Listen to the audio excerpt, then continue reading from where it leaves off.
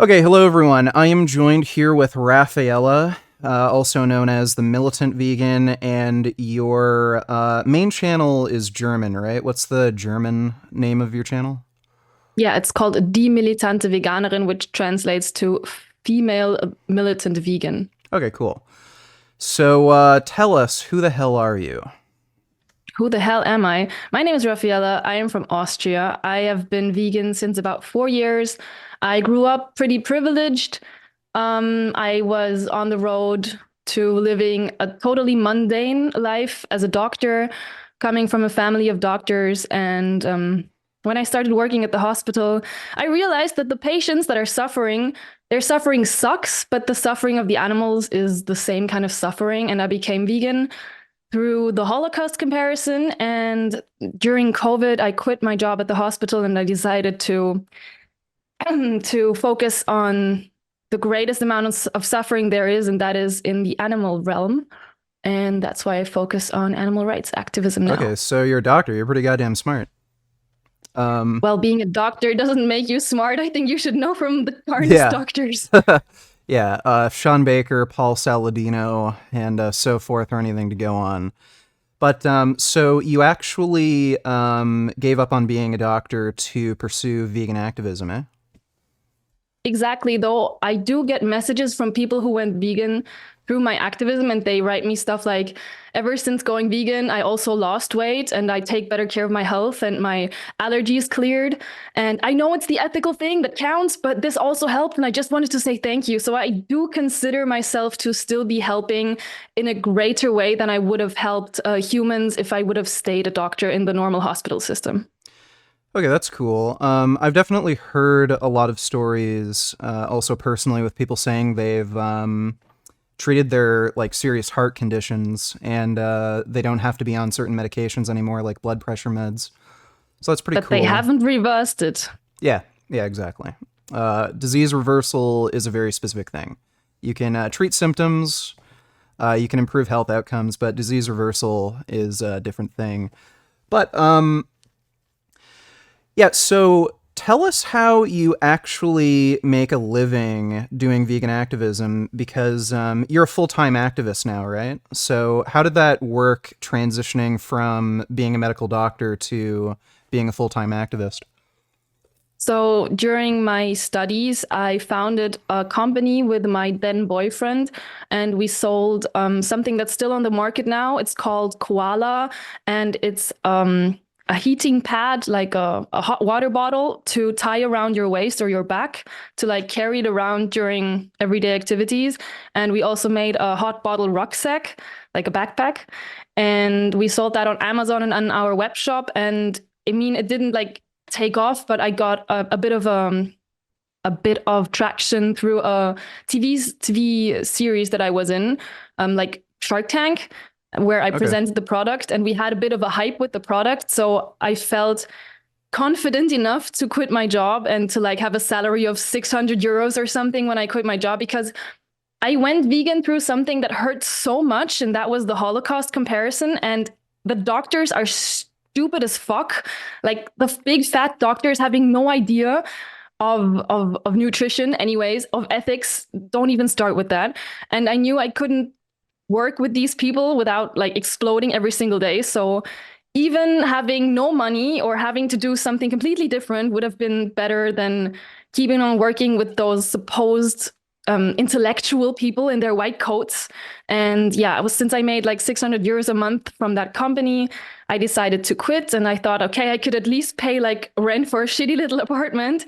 And I moved to a city called Linz in Austria. It's the second biggest city. And there was a group that's called Fighting Against Speciesism. And it was the first time I met people in real life who knew the word speciesism, who could pronounce it, and who actively fought against it. So I knew I wanted to be part of that and had to do it more effectively than they were doing it because they were holding up signs like, I don't eat anything that poops. And I was like, what the fuck? You're fighting for rights? And that's like Yeah. the best argument you got. But to answer the question that you actually asked, how do I make a living? I started from that, and everything I do in life, I just want to make it more effective. Just like I left the hospital to do something more effective with my time on this planet, I then came to the activism and I wanted to do it more effective. And my company during COVID, we kind of had a real problem because we produced in China and in Asia, and we couldn't import without any problems, and we lost a lot of money. And I realized I wanted to do something, like I had to get more traction. So then I started to work at the hospital again. But then my online activism went super viral when I met with a couple of influencers. And I had like an income stream of, I think, 4K on YouTube per month. But you probably know it from YouTube. It's not very stable. Yeah. Sometimes you're in, sometimes you're out. And I knew that I couldn't be talking like these kind of debates with influencers. That won't happen every single week. I will not get a 100K video at this rate. I had no idea what I was doing on YouTube, to be fair. Like at the beginning, I fucking had no idea. I just did and did and did. I did so much and I pushed so much. And the other activists always try to tear you down and hold you down and hold you back. But I knew I wanted to take this to the next level. So I decided I had to get some kind of money income stream the whole time. And that is my OnlyFans now. So What's your OnlyFans? I make it. Yeah, I make a little bit of living from social media, but it's little because my most clicks come from YouTube from shorts and they're not very monetizable. And yeah, that's I do TikTok a lot, but TikTok earns you nothing in Austria, and I have OnlyFans now.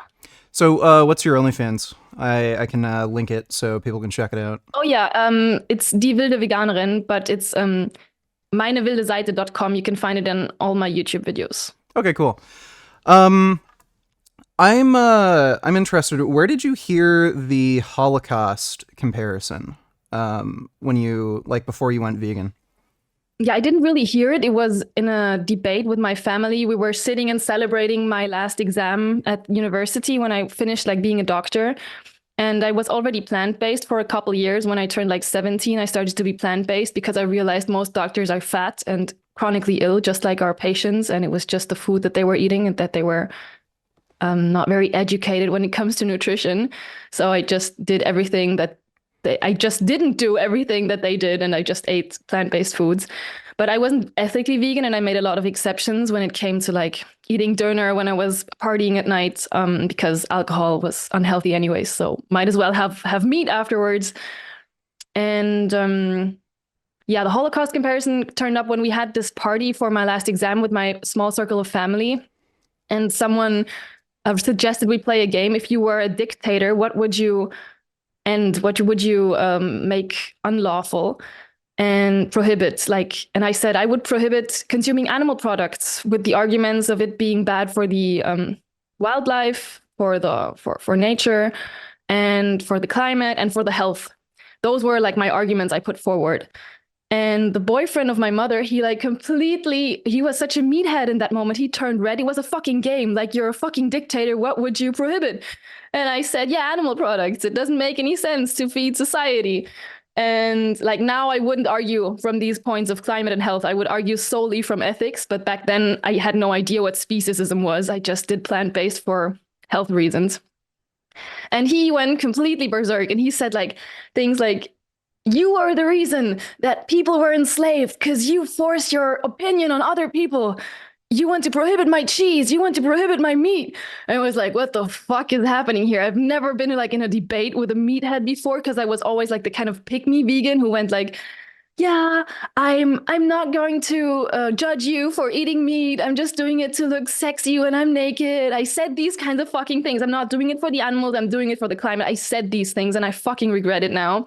And he said, yeah, you're the reason for slavery. It's always been that way. They're just animals. He literally said they're just animals. And I was like, you're talking like a racist. They said the same thing about Jews, And that was really, once I said these words, there was no turning back from that point. I kind of made the comparison myself, and he was already exploding, but you can't imagine the kind of trigger that this is for many German and Austrian people, the Holocaust comparison.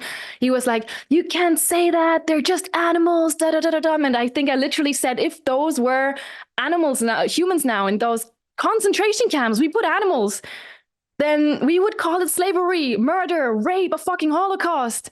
And I was feeling like the worst hypocrite in that moment because it was exception day because I had an exam. So I ate noodles with some kind of milk sauce. I don't know the word in English. And we had a lot of dessert that was not vegan. And I was looking at my fucking plate. And in that moment, I knew like what I just said, there's no turning back from this point. I think I really understood veganism, but I didn't yet know the word speciesism. I just knew that him saying they're just animals was wrong. And I read a book called Our Treatment of Animals in the Holocaust, Eternal Treblinka. Do you know that? Yeah, I know of that book. I have it linked in all my YouTube videos because I think it's the most important book for new vegans or for people who are criticizing this kind of comparison. I ordered it via Amazon Prime the next day. I read it. Like I closed the door. I read this book because I wanted to defend the words that I said. I wanted to understand. I felt such a terrible rush, this dystopia hitting you with everyone's been lying to you. Oh my God, there's a Holocaust going on. Yeah, I read that. I was completely fucked. It turned my life around. I told my then boyfriend, who was like in a very woke poetry slam bubble, I told him about the conversation and this explosion and the Holocaust comparison. And he looked at me and said, Raffaela, you can't compare that. You cannot compare that. That's so anti Semitic. You're just like Hitler. And I looked at him. I was like, what the fuck are you? You're so fucking dense. You're calling your girlfriend anti-Semitic for making a logical comparison that fights against injustice and oppression, that seriously asked the question of never again. If you actually mean never again, then look at what you're fucking doing to animals. He was such a hypocrite. He was like a little bit plant-based too, but we regularly ate non-vegan chocolates together, and everybody in the woke fucking poetry slam bubble talks about homophobia, trans rights, racism, but the fucking they have animal products every single time backstage, every single time. And he was like one of the princes of poetry slam in the German world, and I was so fucking mad. He texted me like we had a huge fight about this comparison, about me defending it, about me wanting to give him this book, and he didn't want to read that book. He said it's making this comparison is anti-Semitic. How fucking dense was my boyfriend? I was so mad at myself for being so blind.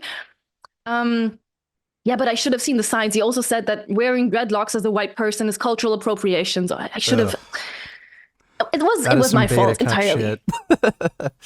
Yeah. I have learned from my mistakes. I broke up with him because calling your girlfriend anti-Semitic and like Hitler is just. Yeah. So that's how I came across this comparison. And then I, of course, found Gary Yourofsky to be able to defend it more eloquent. And I'm noticing my English on this topic is still very, very rusty, which is very frustrating to me. No, you're great. Thank you. But it's so much easier for me to explain all this fucking. So there's so much emotion between this in this time of my life and this comparison and this boy and what happened in my head then.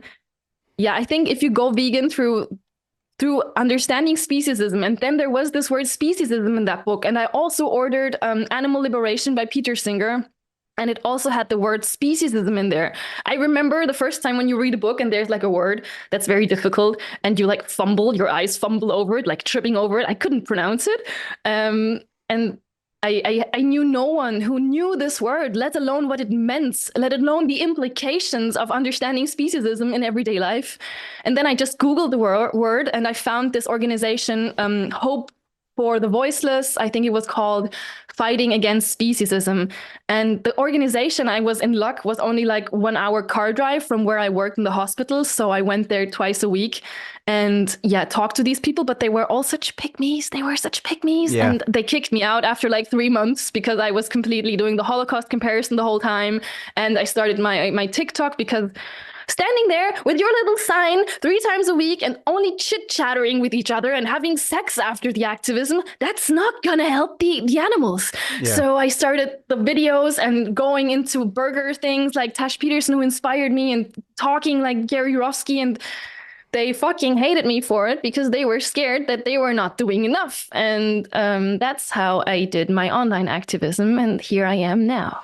Yeah, I actually first went vegan because of Gary Yourofsky. I had somebody who was a friend of mine at the time who shared his one of his speeches on Facebook, He actually made a post saying, "I can't eat meat ever again after watching this." Then 2 weeks later, the jackass started eating meat again. But I was Mm. curious. I had never really heard of veganism up until maybe a year before then, and it just kind of confused me. I didn't understand why people wouldn't eat like milk and eggs. I understood the argument for vegetarianism because obviously animals are killed. But after watching the Gary Yourofsky speech, right then and there, I decided to go vegan. And I think the Holocaust analogy is a very important point for vegan activism, and I've debated Ryan from Happy Healthy Vegan on this, whether or not we should make the Holocaust comparison, and I would argue it's necessary and fundamental to the whole philosophical principle of veganism. Because I don't know if you use the same definition, but I would define veganism as a philosophical belief and lifestyle practice that grants animals the same rights as trade equalized human beings.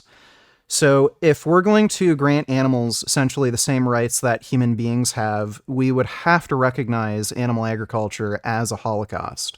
I don't see any way of saying animals should have the same rights as human beings, but when we slaughter them on a mass scale where literally trillions are killed each year, if you include sea life, well, it's not a holocaust, it's something different. It's very similar to when you hear meat eaters say, well, it's not murder, it's like killing, it's different. I don't see any way of advocating for veganism, at least from that perspective, of this rights-based approach, and not recognizing it as a holocaust. I had the same debate with Ed Winters when I met him, and I'm really mad at myself. I think you reacted to parts of Yeah. my talk. It was more of a talk with Ed. I get nervous sometimes, and in English, I'm not as confident as I am in German. But if I could go back in time, I would retract some of the things that I said to him because I am thankful for him inspiring me, but I didn't think that I got my point across with him being a traitor if he doesn't use these words or if he even says that they are harmful. I think that is the core of being a pick me vegan, is that you are a traitor, that you would rather stay in the euphemistic language of the violent oppressors than talk adequately for the victims. And what people don't understand is the moment that we talk about why we should use the words slavery, rape, Holocaust, that is in itself showing the trade equalization that there's no ethically significant difference. So that's exactly what you wanted to say. Like, if we grant the same kind of rights, if we equalize them in that way, we have to use these terms. Otherwise, we are being traitorous to the animals. And I should have more vehemently told Ed Winters that I don't see why we would try to steer clear from directly telling people that not being vegan is not okay and that it is a fucking holocaust. It's necessary, that definitely. Yeah, I've met Ed Winters once. He visited Canada, and he was at a Toronto Pig Save vigil. I didn't really speak to him much. I got the sense that he was very shy and didn't really want to talk to me all that much. I don't know what he actually felt, but that was just the sense that I got. And I've seen him say a lot of things that are very sus. I remember when he was on the BBC, somebody asked him, would you be okay with killing animals if it was necessary to survive? He said yes. A lot of the times when he does debates, he uses welfarist arguments like, look how much they're suffering, look how much they're being tortured. I very rarely ever hear him making a strong rights-based approach. And with Ed, I do get the sense that he's trying to be a populist and appeal to... He admitted this to you, really, in the little talk that you had with him, that he tailors what he says in his approach based on who he's talking to. And I think to a certain extent, you do have to do that when you're talking to somebody and kind of find a way to get them to internalize the message a little bit on their terms. But when you have to make concessions like not calling it a holocaust, you're not really advocating for veganism. You're advocating for what's essentially welfareism. Uh, you're not advocating for the rights. You're advocating for the welfare, which is a very different thing. It doesn't really protect them from the types of harm that you want to protect them from. I wouldn't have seen his problem in being welfarist when he says that the animals are suffering, but I see it more in that he has about as same time as much time that he gives the climate and the health arguments as he does to the suffering. I remember I did watch 5 or 6 years ago a TED talk by Earthing Ed, and I wasn't vegan. And I told Earthing Ed too that, of course, it's my fault. I had Google. I should have been vegan. But obviously, the speech didn't really give me something to think about, something to mull on. It was just a jumble of please consider that it's better for the climate and better for health. Maybe I'm not memorizing it right, but that's the feeling that I got from that. And I don't want to leave people with I agree to disagree. And I think he does that a lot in Yeah. his debates, which are more like, I'm a vegan. Shouldn't we be vegan? Soybeans? No, no, no. It's too little. It's very much it just feels traitorous to me personally. Considering you said something that we should sometimes cater to the people, I do differently. I do different approaches if I'm speaking to a 5-year-old kid than to a 25-year-old person. But the message is the same. So I just use different words, but not like a 5-year-old doesn't know what a Holocaust is, but I still tell him the kind of oppression that happens. But I obviously cannot use the word Holocaust. But I don't really cater to individual people. I don't think I don't understand what you wanted to say by that. Yeah, as far as catering to individuals, I think there are certain blocks that people have, like mental blocks, around internalizing the message. So I've debated a lot of people who are very focused on health. So, you know, they might actually consider the ethical issue if they can get over this hump that, well, how can I be healthy on a vegan diet? So I might focus my debate more around the health aspect, and then once we're over that, we'll get into the ethics. I've noticed some people have like weird emotional blocks like that, where okay, but how would I make food? Like, there's no food choices. Oh well, look at all the food. Like, look at it, like these Pinterest pages. Look at all these YouTube channels. Then they're like, oh, okay. There's a lot of food choices. And then I'll go into okay, like how do you justify killing and eating animals? And then they can't go back to that excuse that, oh, well, I can't be healthy. Oh, well, I can't have food, like these food choices. Then they can actually just listen to the message and internalize it, and you can kind of move on from there. That's usually how I like tailor my message to a specific individual. But yeah, fundamentally, my activism always revolves around this like name the trait argument, basically. Name the trait that's lacking in animals that if lacking in human beings would justify killing human beings. And again, if you're going to have a rights-based approach, I don't see how you cannot bring up tragedies like the Holocaust and make the comparison to animal agriculture. I think it's violating the ethical principles of veganism if you refuse to acknowledge it as a Holocaust. And I think you're doing activism a disservice. You're not really doing vegan activism. It's kind of like paying lip service to the idea of helping animals, but you're not willing to give them the personhood required to actually protect them. Making the Holocaust comparison is very frustrating in German-speaking countries because it's actually gray zone illegal, and I have an ongoing court case Really? because of just imagine a world where you fight against violence and oppression, and on the basis of making a logically sound claim that wants to refute every kind of violence and oppression, you get a court case for saying that the Holocaust against Jews and other minorities in the Second World War was you're belittling it. That's what they're telling me I'm doing, and it's just it's so fucking ridiculous.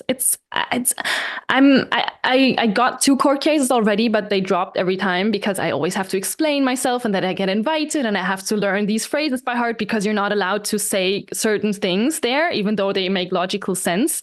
You're not allowed to say, I made a comparison.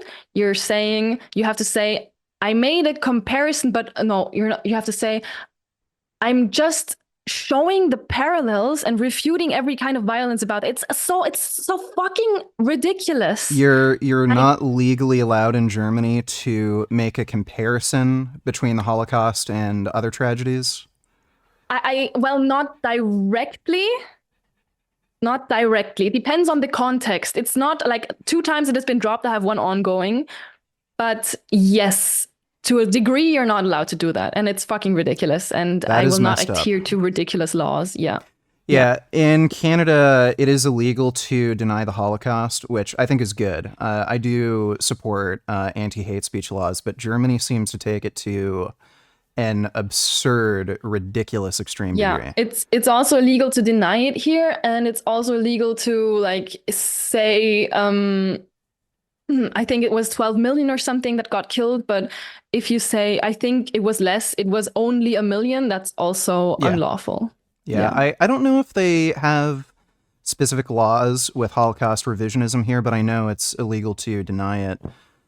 Um, as far as when you're debating people, and I'm sure this is a unique issue in Germany, it seems. I know when I bring up this issue, when I do like street debates, people generally are pretty open to accepting the comparison.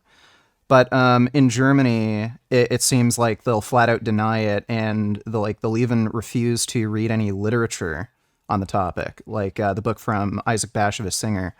What do you do when you're debating these people to try to convince them that the Holocaust is comparable to animal agriculture? Well, I tell them, first of all, everything is comparable. I can also compare a mouse to a microphone. That's usually the first sentence that I bring. Just from a logical point of view, everything is comparable. And then I just try to show them the parallels, and I try to make them feel, hey, imagine your family were kept in these conditions were treated that inhumanely. Wouldn't you want people to stand up for them and tell you that this is a Holocaust and this is rape, that your mom is being raped, and even if she has a different skin color, isn't that like murder? And I try to tell them that we used to say the same thing about black people, that it's not murder to kill a black person, that it's just harming your materialistic goods. And they usually say, yeah, that was absurd. And I was like, yeah, but that's exactly what you're saying about animals right now. If you're saying that this isn't murder, this isn't the Holocaust, then you have the same racist mentality. Um, it's not that in Germany or in Austria, people generally deny that comparison, but there are just some very loud and very offended people who, yeah, go and yeah, bring me to court, or who post that I'm an anti-Semitic Nazi. And it's usually just people from the woke crowd who are then very, very, very loud, and yeah, but it usually passes after a couple of weeks, or when people who have a bit more intelligence realize that I'm obviously fighting against exactly the opposite of what Nazis fought for. So I don't really mind. It's just a nuisance, to be honest. But even in Germany and Austria, or maybe especially here, many people bring it up themselves. They say it looks like a concentration camp. It Yeah. looks like that. Or I ask them, what would we call it if those were humans right now? And they say the word themselves. So they know. They all know. Yeah. What's interesting is the word Holocaust comes from the Greek word holokausta, which means fully burnt animal sacrifice. So the term itself is comparing animal killing to human killing, and the Jewish resistance fighters who were in Nazi Germany fighting like the SS. They were talking about Jews getting on these rail cars to Auschwitz, saying it's like lambs going to slaughter. So the people who were living in that situation and facing that violence even compared it to animal violence. So it makes it especially absurd to make this argument that you can't compare it to the Holocaust. Yeah, I have a sorry. Yeah, but do you actually get a lot of issues from other vegans with the Holocaust comparison? Um, Not anymore from the vegans that I surround myself with. So I only have vegan activist friends who know of the videos that have been going around about me being a Nazi, anti-Semitic, and they're like, this is fucking absurd. I've watched some of your stuff and you're obviously not. You're just comparing two things logically. You're refuting both. So no, I mean, I've been um, exiled from two organizations or more that I've been part of. The first one, the Hope for the Voiceless thing, they said I was too radical when I posted my first disruption video, and I went into a McDonald's and I said that this is a Holocaust, and they said they don't even I didn't do it under their name, but they didn't want me to come to the street activism anymore because they got some donations and they didn't want people to stop donating because they saw my face there. And I was getting more and more traction on TikTok at the time, and very many activists are jealous. I guess you've been through the same when you get a little bit of traction online and people see that just standing with a sign is pretty useless in comparison to making one video that gets 1,000 views. They try to channel the hate that they have for themselves and their insufficiency in their eyes to you, and then you're the bad radical person that does too much and that harms veganism, even though they have no evidence for that. So no, it's not a problem anymore in the sense that I now have the money, the network, the time to do my own activist forums, I have my own platforms. I don't need to be part of an organization anymore. And Anonymous for the Voiceless will never kick me out if I keep going the way I go. So Yeah, I can Anonymous for always the go to Voiceless them is too. a really good organization. I like Paul and Asal, the leaders of the org. They try to keep kind of human politics out of the activism. But I've seen a lot of your I've seen a lot of your videos. You do have this very kind of in your face aggressive approach, which I appreciate.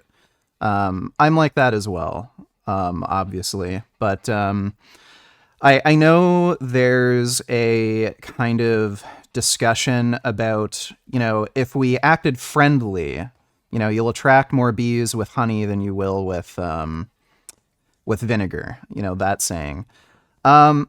I disagree.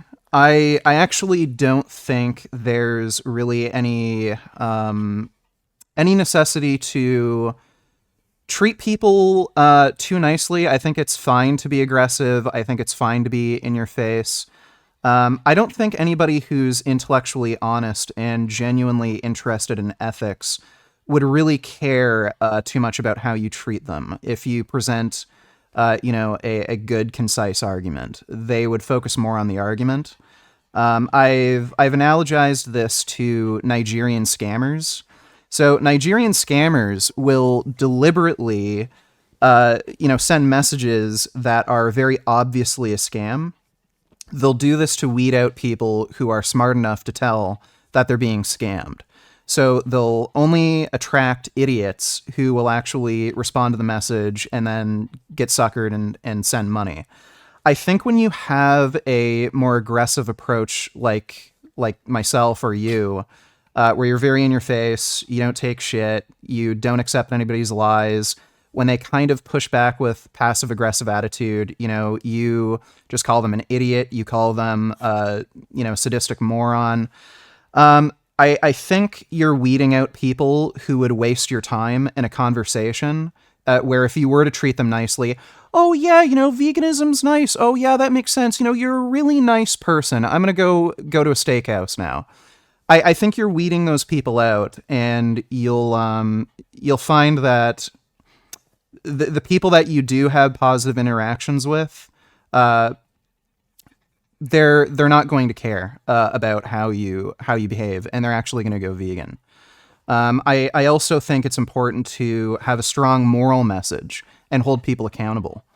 A lot of these people are very selfish, and they've never been confronted by, they've never been confronted about their bullshit. And if you're very in your face and aggressive, they might second guess themselves and, reconsider what they're doing. I like the term weeding out. I like that a lot. I usually phrase it differently, but I think it comes down to the same thing. No matter how nicely, how softly I talk, as soon as I want more from the people than rather choosing organic or at least acknowledging that animals are suffering, but actually wanting them to not be hypocrites anymore and being like a vegan, as soon as you ask for that step, no matter how you deliver this message, this wish, something burns in their brain and they just show how ready they are to actually like be a vegan. And some people might call you aggressive. I've had perfectly soft core videos, and at the end, I just like ask them to be vegan and not be like a hypocrite and they themselves say that that would make someone a hypocrite following their logic, and they scream at you that you're fucking aggressive, radical, whatever. So I do believe that you're right about it doesn't matter how you present the message. At the end, the people who are, what you said, intellectually honest, honest, yeah. they don't care how the argument is presented. However, I do see that, but we have to realize that about only 5% of society is intellectually honest and is interested in not being a hypocrite. 95% of people want to follow the mass. That is what fascism is. And what fascism has shown, like in the Second World War or other instances of mobbing is nothing else than fascism in a smaller circle. The worst fear of humans, I believe, is to be ostracized from your tribe, because that means death. That means hunger. That means being in the wild. So there are arguments that I do hear and I do understand by Bite-Sized Vegan, for example. I think, did you see her latest video? No. So she made a claim that we shouldn't be radical, that we should be more empathetic. However, I do believe that it's empathetic, especially if you say, I used to be like you. But she says that this optics of what vegans are, of how veganism is perceived and how vegans are perceived in society, it's a great fear of people to be ostracized as bad vegans. And I do believe if they go by the cube and they scream steak or I love meat, I'm gonna go to the steakhouse now, that is showing that they are incredibly afraid of being ostracized from their tribe. That is like their little, they don't have any confidence in their stance, so they have to scream something like that just to anchor them with their people. So I think it's good that there are different kinds of activism and that some vegans are perceived more friendly from the non-vegans' perspective. However, I think even they should, however, in a more friendly manner, have the same abolitionist message and not water the message down.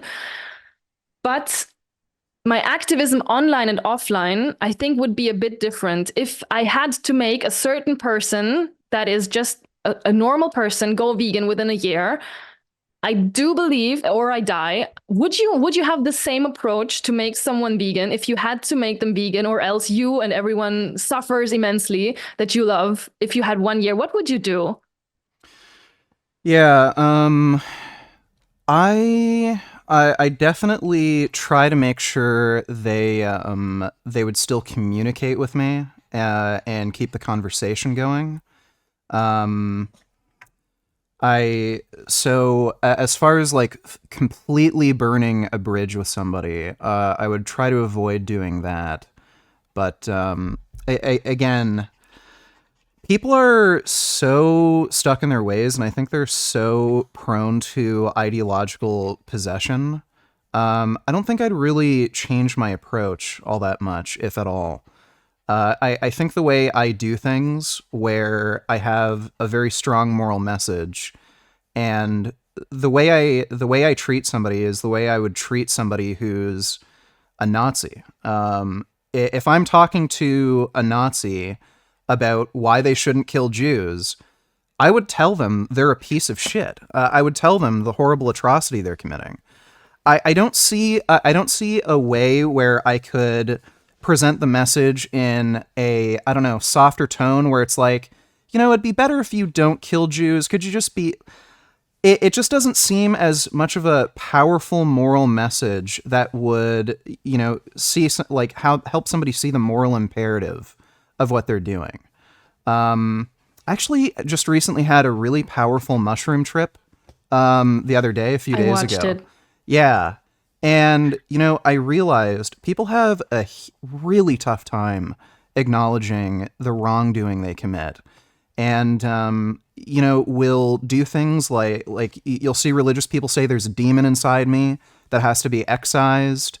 You'll talk about people having like an alter ego. That's very common in sports, especially martial arts, like, Iron Mike, Sugar Ray.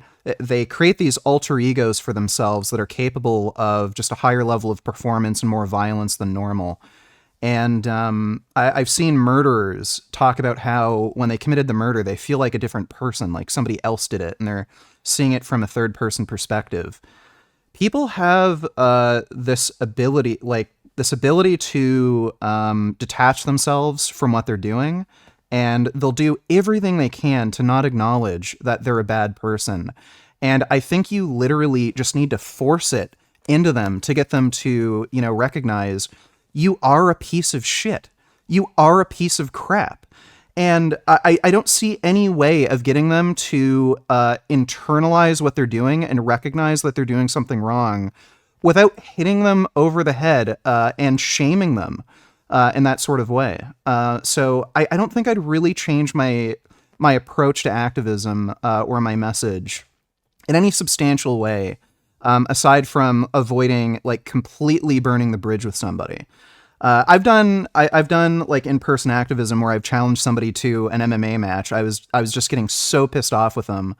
And then he was afraid of me, and then he threatened to call the cops, and he started fighting with my wife instead of me because he was afraid I was going to beat him up. But yeah, I don't see any other way of doing activism without shaming these meat eaters and making sure that they're well aware that what they're doing is completely intolerable and unacceptable. I'm not going to tell them, you're still a good person, but you could be a better person. No, you're not.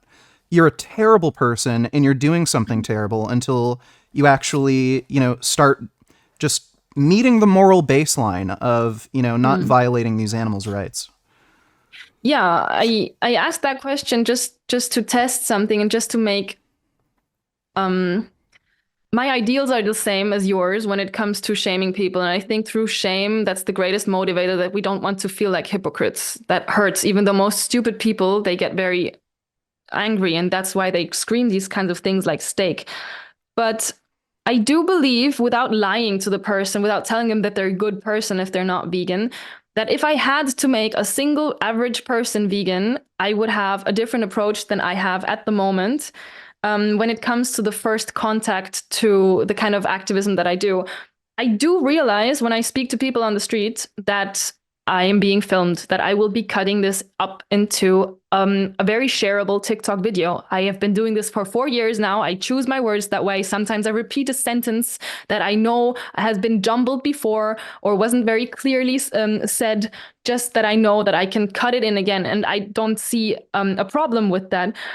But if I publicly shame people, it's something like burning a bridge with that person that I'm talking to at the moment at that cube. Sometimes they go away and they're furious. I don't know what they will do after. And I don't think we have the evidence yet to show that this is a better approach than just telling them, okay, I realize you're not being vegan now. That's fucking sad. Please take this card, watch the movie here. Sometimes I don't go down that route. I say, just like you, you're a Nazi to animals. You're terrible. Look, you have a child with you. Imagine I ate that child. I go completely explosion because I do also realize I will be cutting this to a video.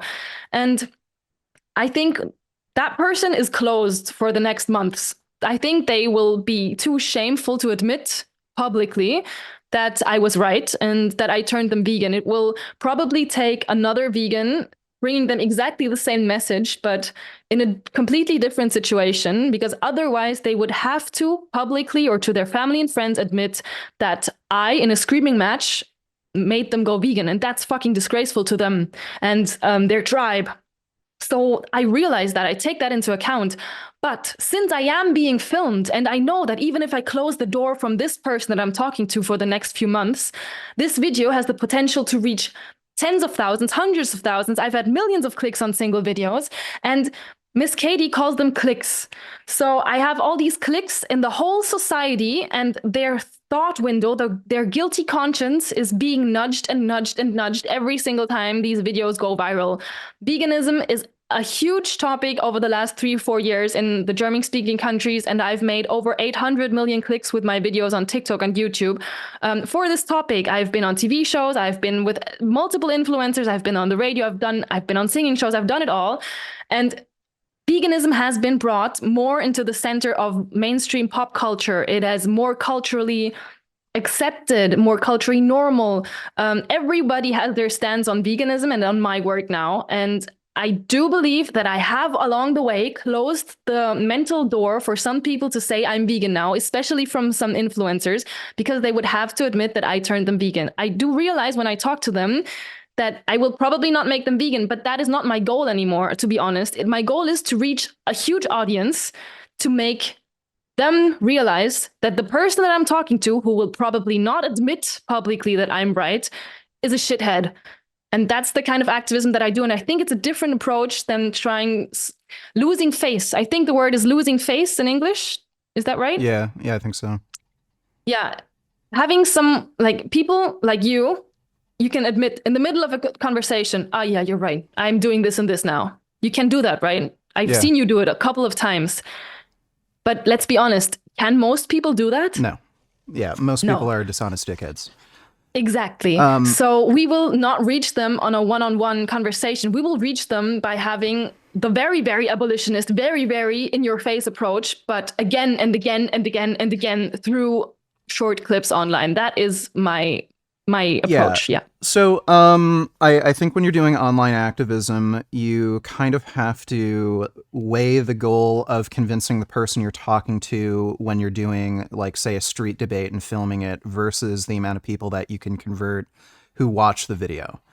And what I've found is there's a lot of people who hate me at first, but after they watch several of my videos, maybe for months on end, after they see it enough, they start having these conversations in their head that maybe I'm wrong. And can I argue against this? Like, that's a really good argument. And then eventually they come to the conclusion, damn, he was right all along.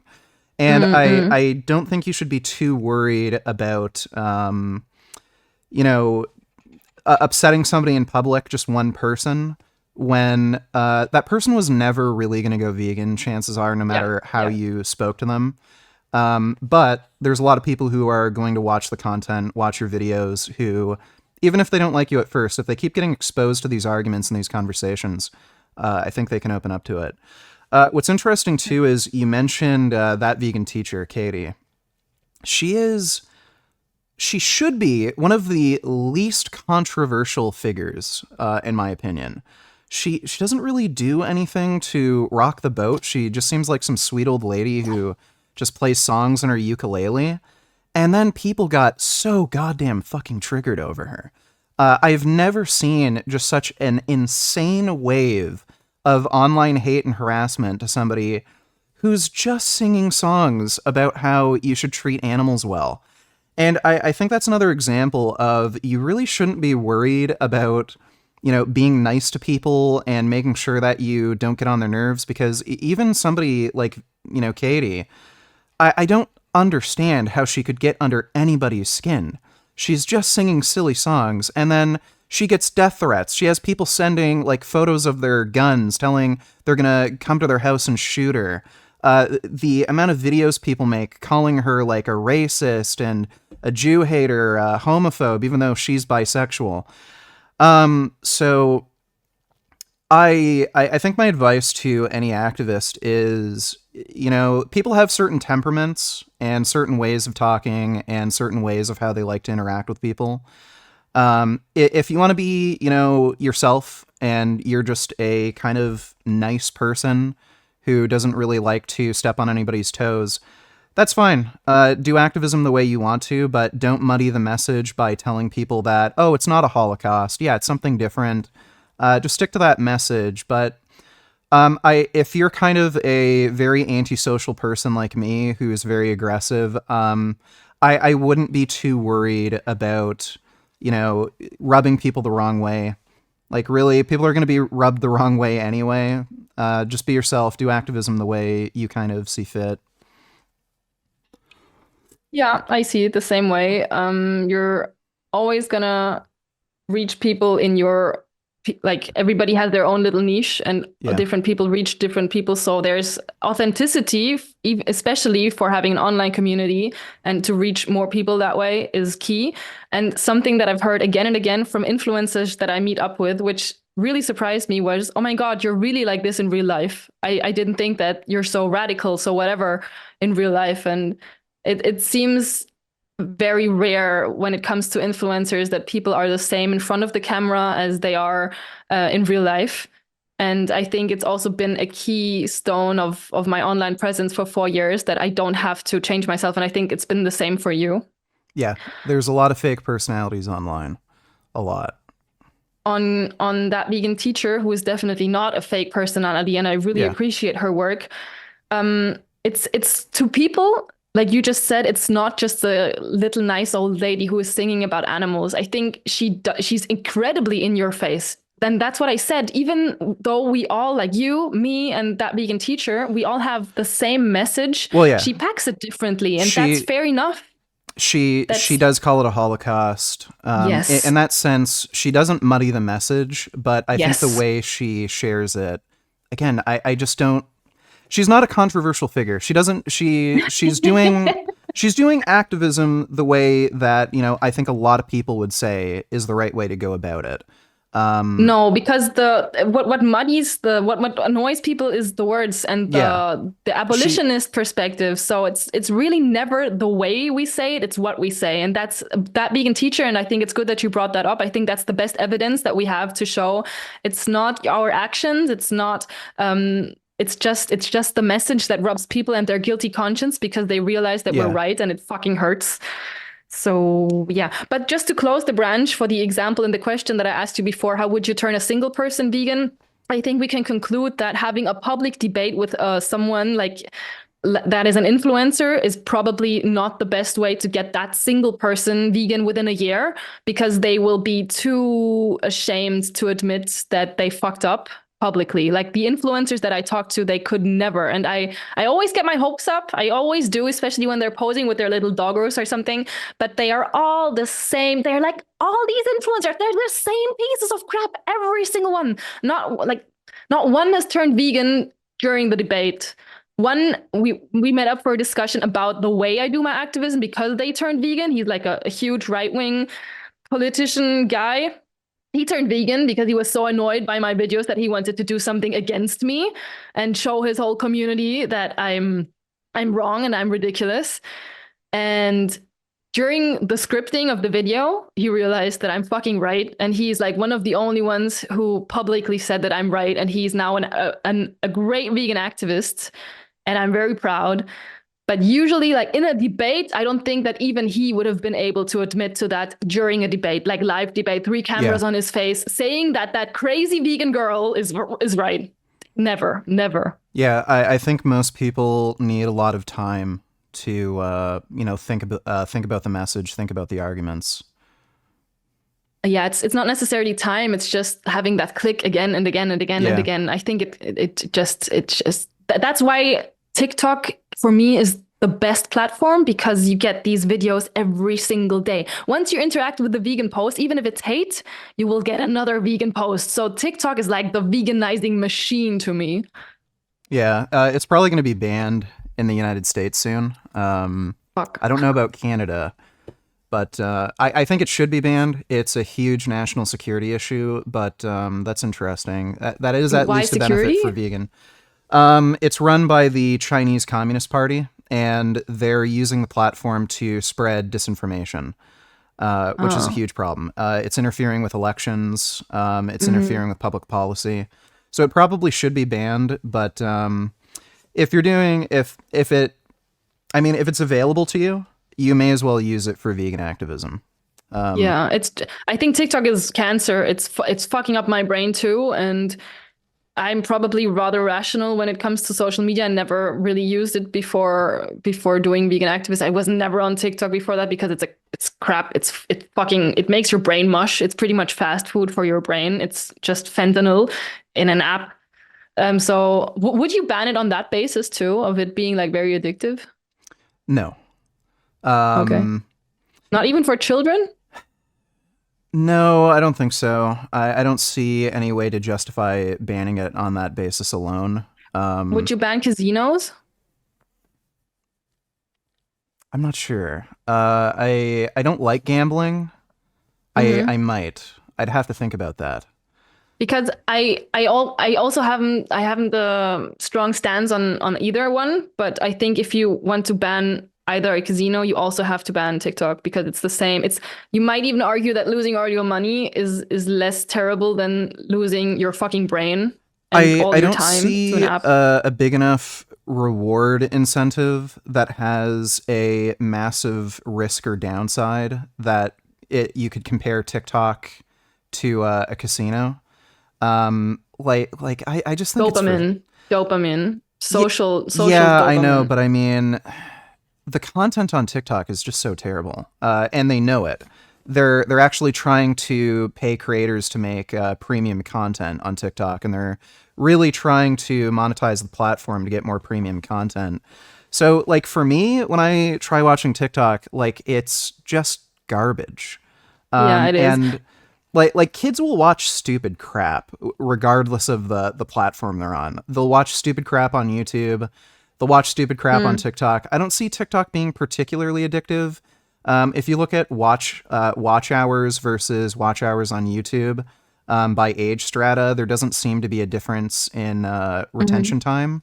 So I don't see TikTok as a big enough harm in that sense. The harm I see in TikTok is the Chinese Communist Party's disinformation campaign and how they're Okay. interfering with elections and political opinion. But Yeah. let's talk about fake vegans, because if you go to any vegan Reddit page and you bring up vegan cats, you will quickly find out there is a lot of fake vegans. So I know some people in particular on YouTube. Simnet Nutrition, massive dickhead. He had a couple cats before he went vegan, and then when he went vegan, he kept feeding them meat. That's something I can kind of maybe if I'm being very generous, give a pass to. His cats ended up dying. Then the jackass, knowing that he's going to feed cats meat, got more cats and started feeding them meat again.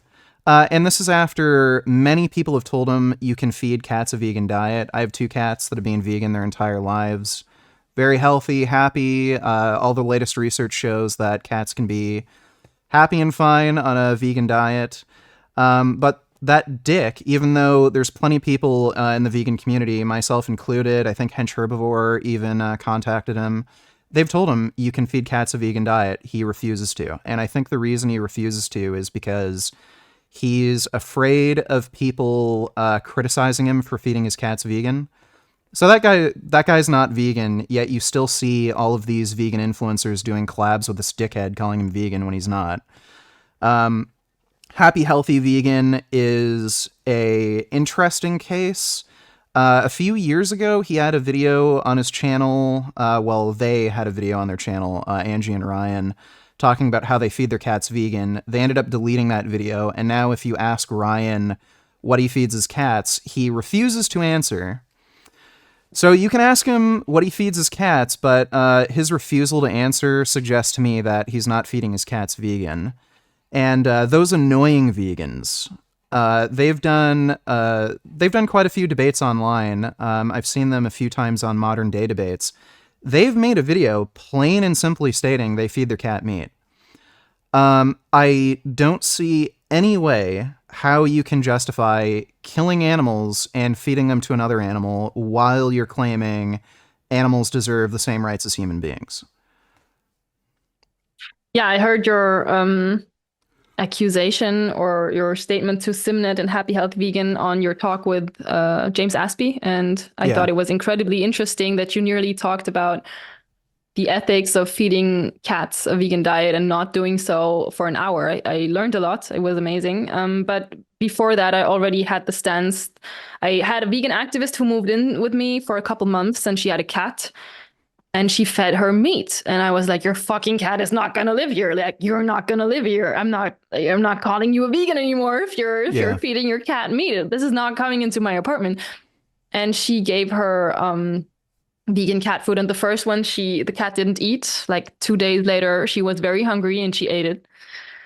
So yeah, it was just a matter of sticking through. And I realized that it's hard for the human and it's fucking harsh to the cat at the beginning, but why only have sympathy for the cat and not the cat's victims? So it really makes no sense. And at the end of the day, it was just a toddler who wanted chocolate cake, and now they're getting the oatmeal, and the cat is fine and healthy. So yeah, I agree that's terrible. And it's something it's just as explosive and polarizing when we bring it up here. When we commented below, there was this huge self-proclaimed animal rights activist, and I think I got like some of my first waves of big traction was calling out these persons who were in the public eye for doing so much for the animals, and they traveled to rural regions and they always ate fish and eggs there. And I called them out publicly, like not knowing what I was doing with my little YouTube and with my little live chats. And like this got shared a lot. And very controversially, I got invited into TV shows to discuss speciesism and how that's not being a vegan. And then there was this vegan influencer called Jonas Ems. He has millions of followers. And he literally said he sometimes eats milk products when there is nothing else on the menu because hold your horses, Richard, because veganism is supposed to be fun. What? Wow. What? What a dickhead. It was fuck the we dark times, but I think he never publicly said so, but we were both invited into who is most vegan was the name of the debate, because they just wanted 2 clicks, because I was very in hype and he was too, and my statements to him, and we had like this face off where I explained to them in this format, in this very sadly woke format, for a block of at least 15 minutes. I also explained the Holocaust comparison and why he's being a traitor for not making it. And they put it on YouTube, and a day later, they cut it out. They cut it out, the fucking Wow. statement. So they just leave it there. They call me a Nazi pretty much for doing that. And the whole statement I made to that, they cut out. How is that fair, Yeah. fuckers? Yeah, Yeah, that's bullshit. non-vegans telling the world that they're vegan, getting brownie points for that and applause, and I'm just here vomiting on the screen. They Yeah. exist everywhere, I guess. Yeah, aside from the vegan cat thing, I have seen quite a few people, just in my personal life, who I've come across who said they're vegan, but occasionally I'll have like, piece of chicken or something. Like, it's weird. It's like veganism is a cool, trendy thing, and they want to like call themselves Part of vegan, that. but they're not.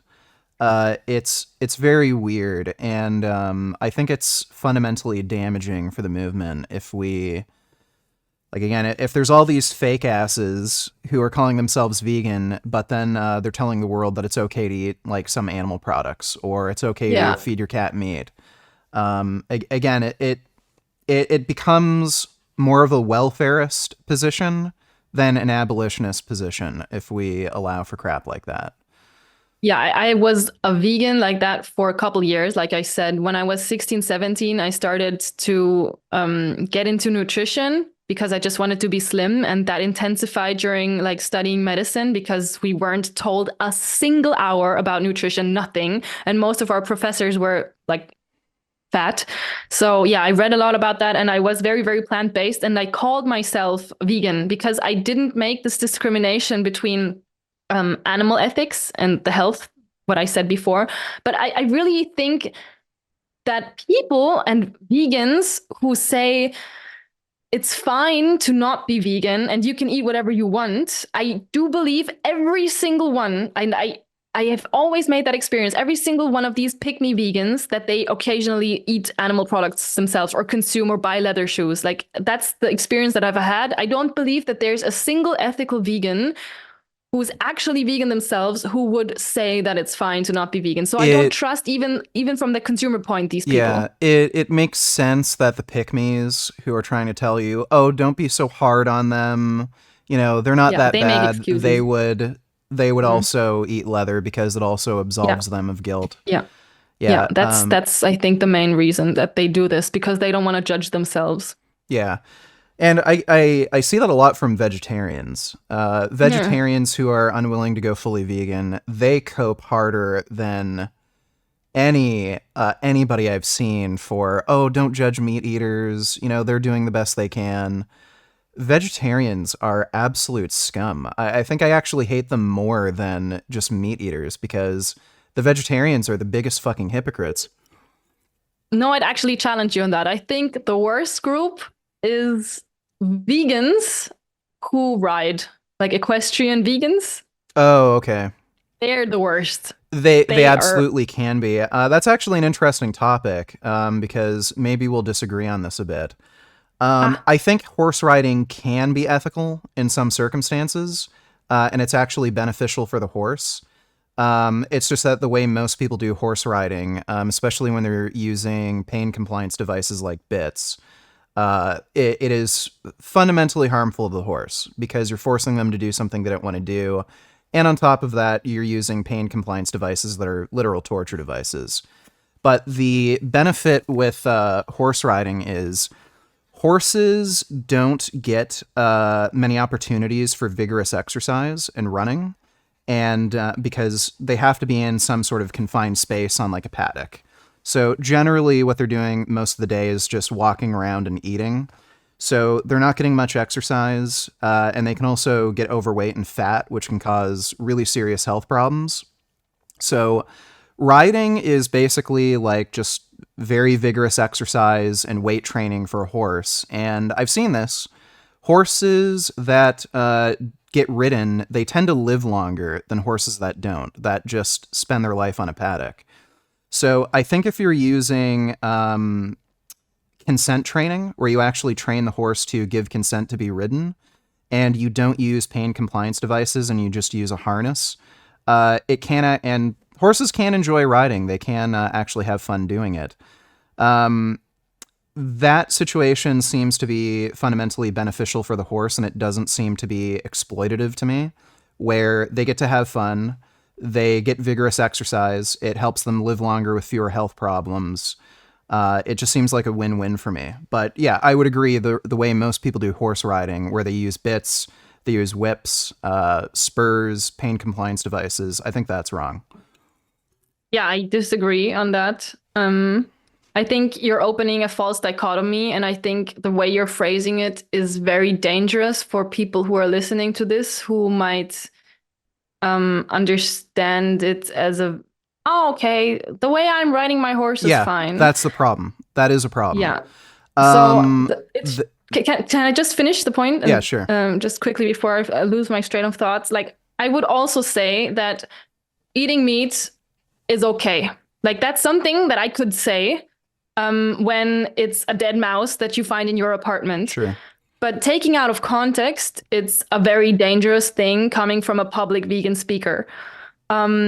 Just like I would say, if you have a vacuum in a vegan world and there's a chicken living in your house and it lays an egg and it does not want to breed that egg, you could, and it doesn't need the nutrients coming from that egg.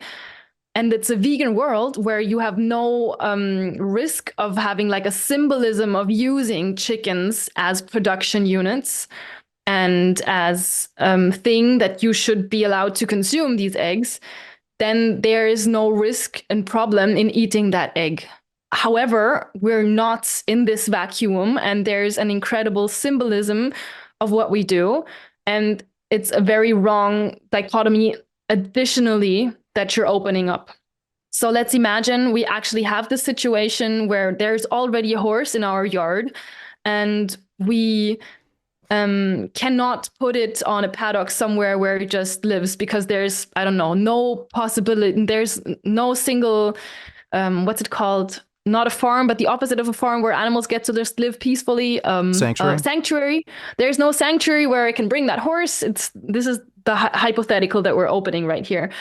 Not even then, in a non-vegan world, would I say that it's fine to ride this horse for exercise. Because if your argument is it might be like weight training or aerobic training, then I can put weights on the horse. I can lead it with a leash.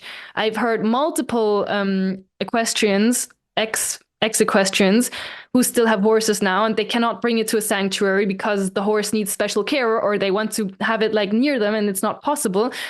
That they walk with it on a leash, that they put weights on it. If it like one horse, they told me had an ankle problem, and they had to put weight on that shoulder to build up the muscle in that leg again. And the vet said that they should be ridden, and the rider should lean forward in that direction to put weight on that leg. And they said no, they had like this ex-riding school. If they're seen in their town riding the horse, everybody will think, and that is in effect what it does, that they went back from their moral stance that riding is not okay, which they publicly said.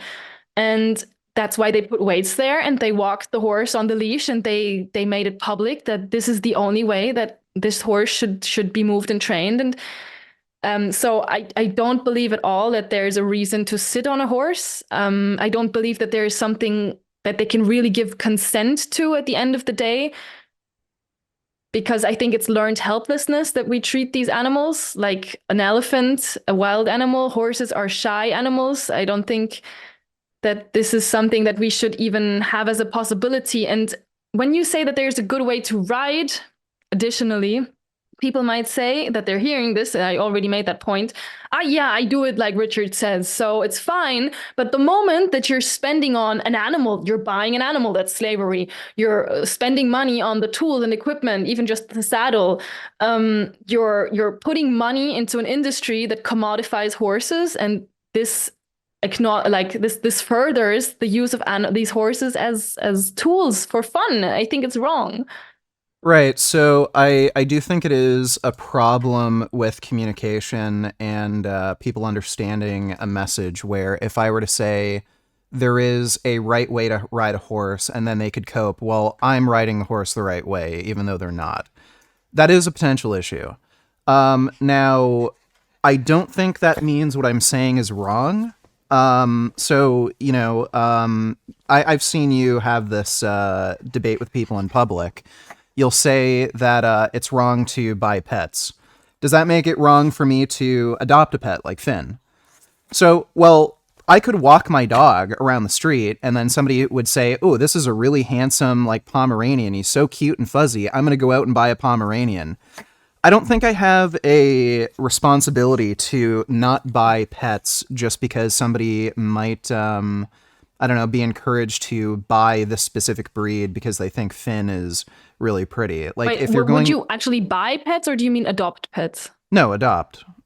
Yeah, you just said I don't. You just said you don't have a responsibility to not buy pets, but you meant Oh, did I? adopt pets. Okay, I misspoke. Yeah. I misspoke. All right. I don't have a All right. responsibility not to adopt pets. Okay. Yeah, that's a To good prevent point. somebody from buying a pet. So, similarly with the horse, I don't think I have a responsibility to say never ever ride horses ever just because somebody might get the wrong message about horse riding. Yeah, and in effect, the point that I was making with you buying the tools, you also furthering the. Yeah, that's a good point. I do think that there's a threshold difference from horses to pets, because most people nowadays realize that there's this adopt don't shop thing, but they don't have that when it comes to horses. So I do think that there's a bit of a symmetry breaker here. The horse community is definitely different than the pet community. Yeah. I think there is much more no, Finn. There is much more acceptance over the idea of adopt not shop versus with horses. Mm-hmm. I don't know. It's kind of weird. They're kind of like 100 years like behind when it comes to Yeah. animal welfare and animal rights.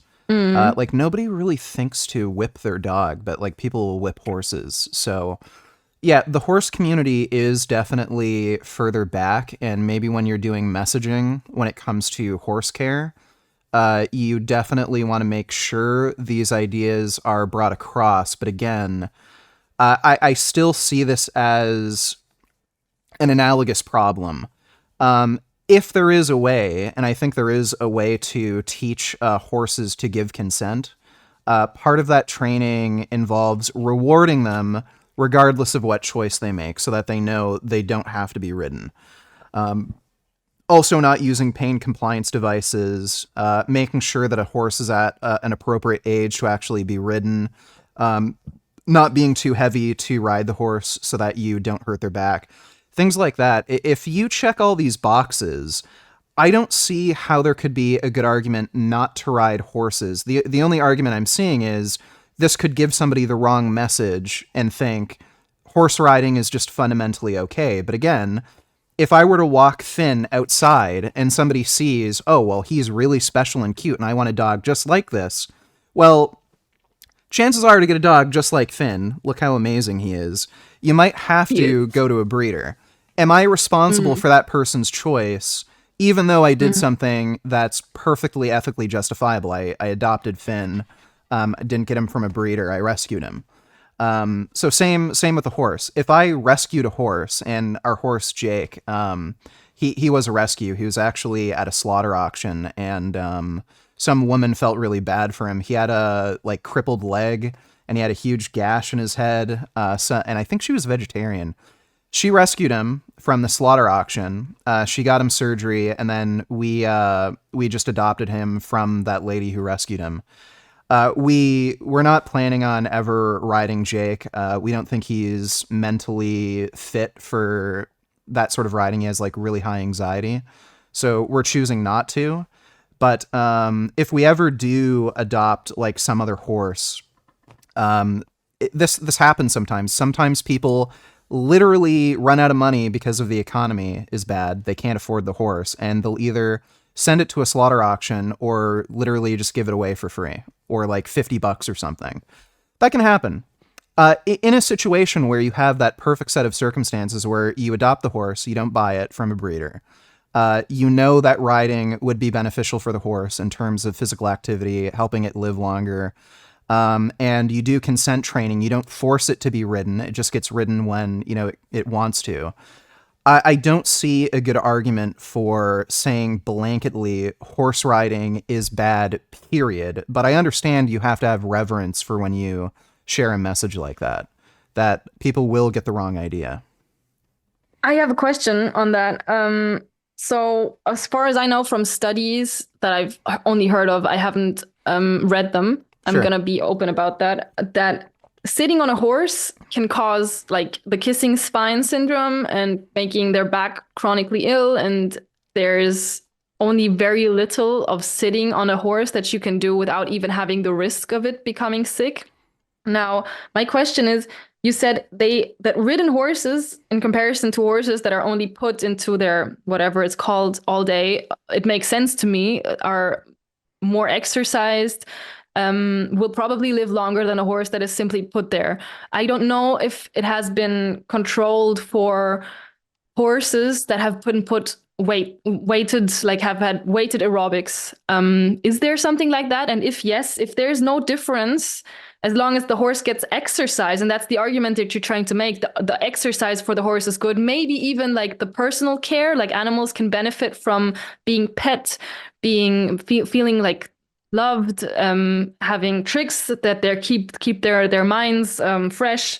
So has that been controlled for? Is it just the exercise? Because if I can get the exercise without sitting on the horse, without even having the risk of harming the horse in a way that shouldn't happen, without it forcing it to do something that's scary for it, that's not beneficial for its back, and without the symbolism, then I'd rather take something that doesn't have these risk factors. Yeah, sure. So, if there's a way of exercising a horse without having those risks, that would be ideal. But Um, isn't there always? there's I haven't been convinced of that. So horses are fast. They can run faster than you. In Yes. order to get them to do vigorous exercise, you can't like throw a frisbee. Sort of like you can throw a frisbee for a dog. The dog will run after it like crazy, Mhm. back and forth. So you can give a dog vigorous exercise without sitting on its back. Dogs will just chase after things. Horses don't do that. You can't throw a ball or a frisbee for a horse. And you can walk horses, but again, it's not vigorous exercise. Um, so in order to get them to actually run, I haven't found any way to actually get them to run without being ridden unless you scare the shit out of them and like shoot a gun up in Mhm. the air or something, which obviously you don't want to do. It just gives them like anxiety and shit. So I haven't found a way or seen a way to get them to have vigorous exercise like that without actually riding them. Now, with the kissing spine, this is also true of humans. Human beings who do heavy weight training, they actually get more arthritic changes to their spine than people who don't do weight training. Same for horses. If horses get ridden, they're going to have more arthritic changes to their back compared to horses that don't get ridden. Well, the issue is arthritic changes to the spine have no predictability when it comes to clinical outcomes. So horses that get ridden, they have more arthritic changes, but it doesn't actually predict pain. So you can have a horse that never gets ridden, but it will have a lot of pain in their spine despite no or very little arthritic changes. Horses that do get ridden, they may have much more arthritic changes, but they experience no pain. Same goes for humans. You can't predict clinical outcomes like pain or dysfunction just by changes in their spine. Now, if you're talking about very hard riding, like people who ride hours a day and do jumping, that has actually been shown to probably cause back problems and pain. But when you're talking about normal, casual riding on a non competitive level, I haven't seen any evidence that, at least if you're using a properly fitted saddle, that it would contribute to any bad clinical outcomes. I see. Thanks for refreshing me on that. What if you bring a horse like to a big paddock and they can just roam around and run as they feel fit? Well, Is they that the don't. ideal? The issue So is they you don't. believe they're lazy? Yeah, they are. Oh, horses are lazy as Okay. shit. They will. So again, they're not like dogs where they just have this like pent up energy and they need to run. Out in the wild, they'll only run when they have to escape predators, or Hmm. if they're fighting and being challenged, like if it's mating season or something. But horses are fundamentally lazy. They will just walk around and eat grass all day. Sometimes they'll play and hop around a little bit, but again, in order to give them the sort of vigorous exercise that benefits them, uh, the only way I've seen is to ride them. And I don't think it's Hmm. appropriate for every horse. Like, again, our horse, Jake, he has huge anxiety issues. He's had a lot of trauma from, being at that slaughterhouse, having the broken leg, having people mistreat him. So there's no way to ride him ethically. And I don't think he's either physically or mentally capable of riding. He has like knee problems. He had a problem with his hooves and stuff, super anxious. So we just let him chill, relax, do all the horse stuff he wants to do. But for horses that don't have those problems, again, they're just going to spend most of their time being lazy, eating grass out in the field, and probably getting fat unless you exercise them. All right. I didn't know in that detail, but I can conclude from the information that you're giving me that there is might be if actually done correctly a way that you can sit on a horse that might actually be consensual and be good for the horse, but I do think that it stands true that most equestrians do Absolutely. not know what you just Absolutely. said and they don't do that ethically. So I would say 99.9% of equestrians are animal abusers and that's it. Absolutely. I would agree with that. Yeah, that's absolutely true. But there are people who own horses who go vegan. There are people who rescue horses and have maybe their own private sanctuaries. I think it's important to share a message that's true, that's Yes. beneficial to the animals. So if we're going to talk about this topic, yeah, we do have to respect the fact that people might misinterpret what we say. They might cope and say, "Oh, I treat my horses perfectly," even though they're Mm, using whips and bits and all this crap. But I think the truth is ultimately important, and we should be sharing a message that's truthful to the well-being of these animals. definitely. Thanks. Yeah. But on that topic, you kind of mentioned that you mentioned that there's an issue with people getting the wrong message. When you say something like, "Oh, it's okay to keep a pet," or "It's okay to ride a horse under some circumstances," they might get the wrong message and think it's okay to buy pets, or it's okay to just blanketly ride horses. I have seen that argument be used to argue against culling carnivorous animals. What's your stance on that? Yeah. I have had extreme backlash by the vegan community and by very many pygmies and non-vegans that I am in favor of murder generally. Um, it's very difficult to communicate, but I stand by what you just said. I think we shouldn't be afraid to voice our thoughts and arguments behind certain stances. So, talking about wild animal suffering in general, and over the last few weeks, something has shifted in my mind, and I would even, yeah, it's first of all, yeah, it's definitely difficult, but we should communicate that we would help the zebra if a lion were to attack it, just like we would help a human if the lion were to attack them. Um, but what many people conclude is, oh my God, you want all ecosystems to die. And that's going to happen if you do that. I think it's a very hypothetical debate that you can pretty much only have with vegans over a vegan glass of whatever alcoholic or non-alcoholic beverage you want after a long day of veganism, vegan activism. But it has so far never been the central point of my arguments. It's just something that non-vegans bring up, or even vegans bring up when I'm invited into longer debates on TV, or even I had like one with a vegan rapper where he said that I'm the Nazi to animals because I would kill a leopard to save someone. And I even made a rap song about me saying that killing a spider at your home, if you do that out of shock, wouldn't be the worst thing. I wrote that in a Discord because the spider would probably cause more harm during the next day. And where's your sympathy with the fly? So yeah, they took it out of context completely. They said I was for violence if I don't think that the animal is cute, which isn't my stance.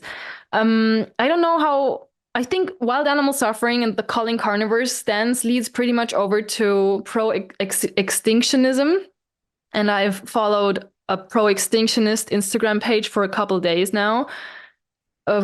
now, and some of his points calling out vegans and even ethical vegans on speciesism and not caring for wild animals, they're really working in me. And he says that vegan activism, um, it does nothing. Even like even if we have animal liberation, the suffering is going to be more immense because of all the fields of land that will then be brought back into like rainforests, and where more densely packed animals will suffer in even worse condition than in the animal industries. And I do think that is correct. And I don't, and he said that that is why we should communicate extinctionism and not veganism.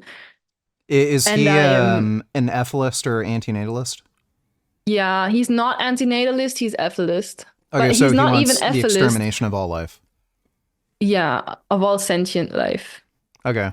Um, I think it's difficult if you are for calling carnivores to not be also that, but I don't know how it affects my activism. I still think that veganism is like the moral baseline to understand that we all suffer.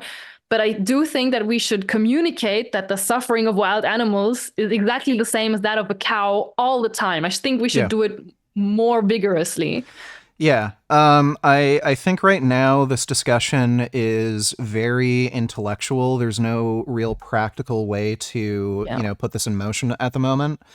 But I think this is an important thing to understand when it comes to debating Carnus, because Yes. they will often bring up, lions or wolves or something, carnivorous animals, and they'll say, "What about them?"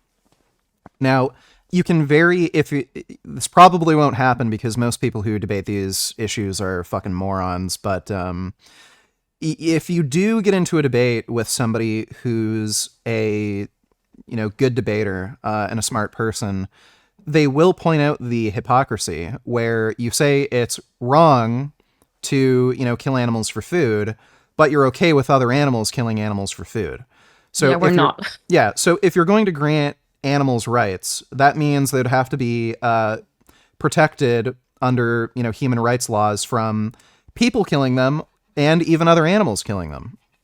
So I don't see any logically consistent basis to be vegan, but then say it's okay for a lion to kill a gazelle or a wolf to kill a deer. That is Yeah, something, me neither. yeah, that is something that you're going to have to accept, and you can get caught in a debate and get be shown that you're contradicting yourself. Yeah, if you don't support that stance, that's definitely true. However, most vegans then say, yeah, but that's nature, and the people that they're debating with are then so stupid that they would accept that argument there. But when the vegan debunks their naturalistic fallacy when it comes to eating meat, they would say, "Oh, you're right about that." Maybe even so. Most people don't even get that far. Yeah. But I think I wrote that question down because it runs me into a problem. And I would like to know how you would phrase an answer to that. So, if you are against, or if you would interfere if a lion would kill a zebra, like with a human, why would we not interfere, or should we interfere? Or is that the extinctionism point then when that zebra goes on to walk away from the then killed lion and steps on a mouse or an ant?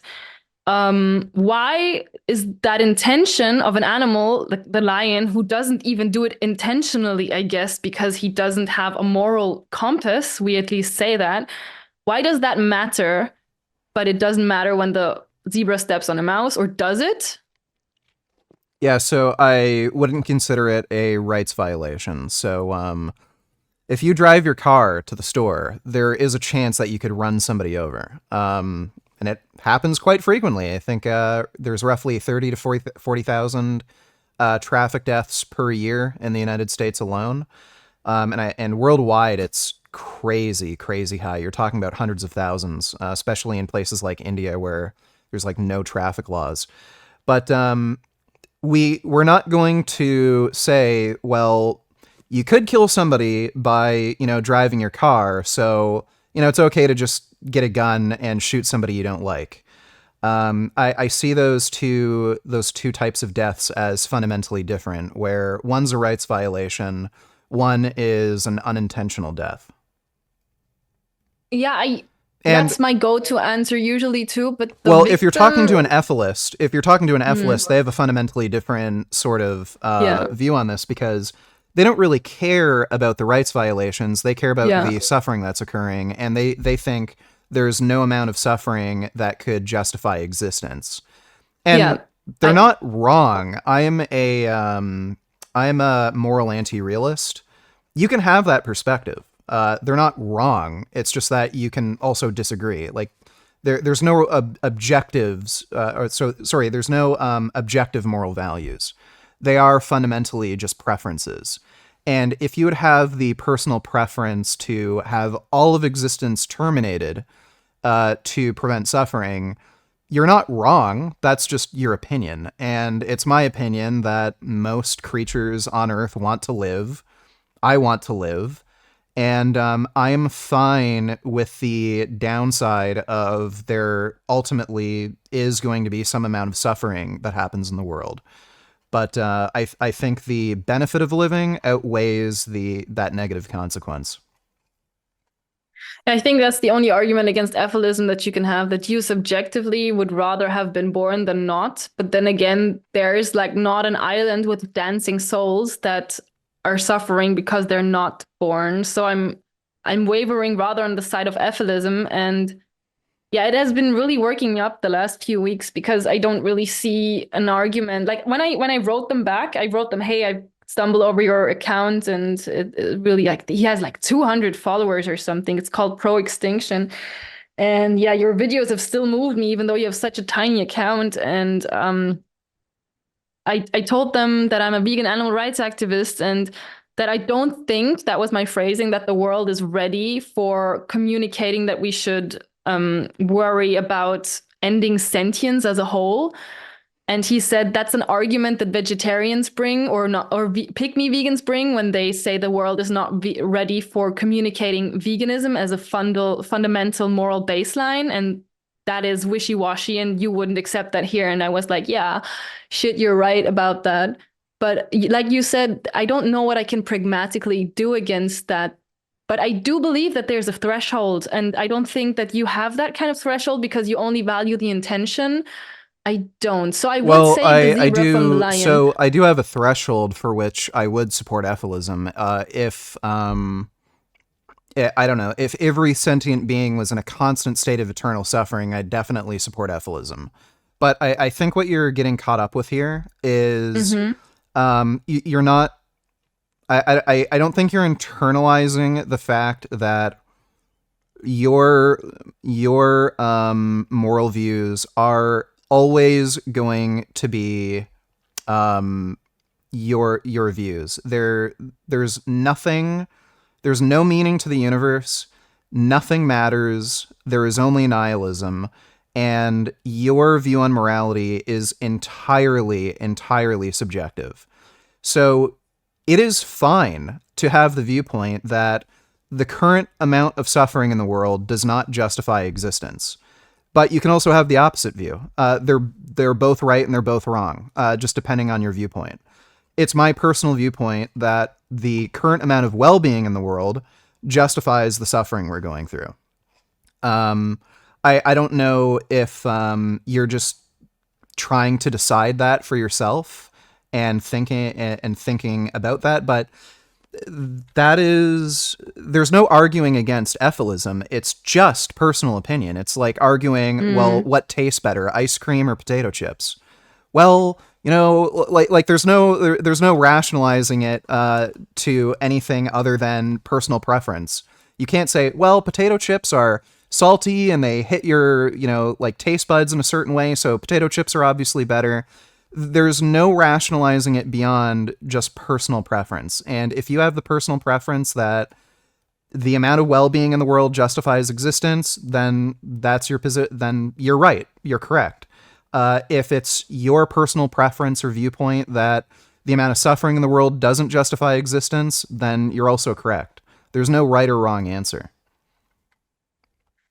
Yeah, I think his viewpoint on that is that it's a very privileged perspective to have, Yeah, you could since say you're that. not the one who is struggling in a gas chamber right now, whereas pigs are. So they would probably prefer you having a different stance. And since you're in the privileged position, you should choose for their suffering to end. It's very difficult for me, but I would just like to get back to the threshold quickly. You said, and that's also the example that I always bring up when people come with that. I say it's a suicide slippery slope when they bring up the, yeah, but you're always killing bugs or even a mouse. You might, or kill an animal when you take a plane or a car. I usually say, okay, what's the alternative? I sit at home and I talk to my wall about veganism, and I've reached nobody. I do nothing for the world. And even then, a fly might come into my mouth while I just breathe and I might kill it.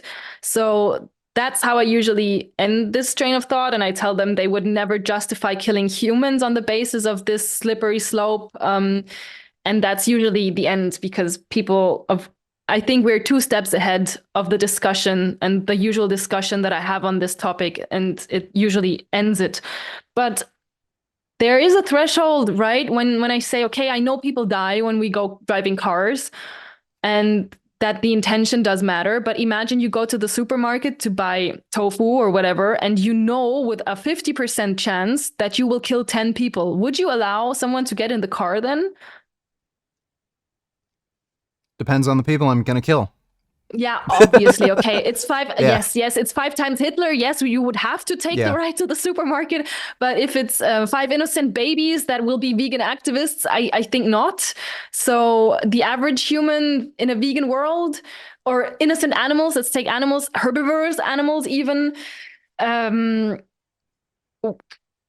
there has to be a threshold, and there has to be a threshold when it comes to not intentional deaths, even if it doesn't directly violate animal rights. So I Well, used to see myself as a threshold deontologist. I think that's what it's called. yeah, I'm a threshold deontologist too. Again, there would be a threshold to suffering where I would support ethylism. Like again, if there was an Mm-hmm. extreme example where every sentient being was suffering eternally, nonstop, I would support ethylism. I But would like to I'm challenge you on the every sentient being thing. Sorry for interrupting. Yeah, Sorry. sure. Yeah, like right now, I don't think the thresholds passed for me. But Mm, another way of looking at this, you're saying we're looking at this from a privileged position.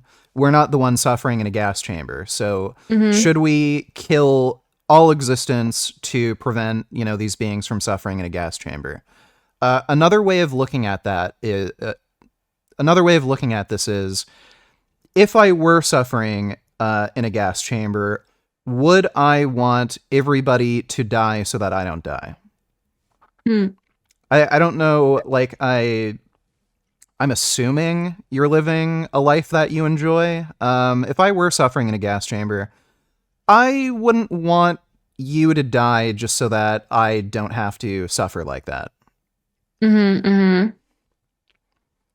Yeah, that's definitely another perspective than I've had over the last few weeks. Thanks for that.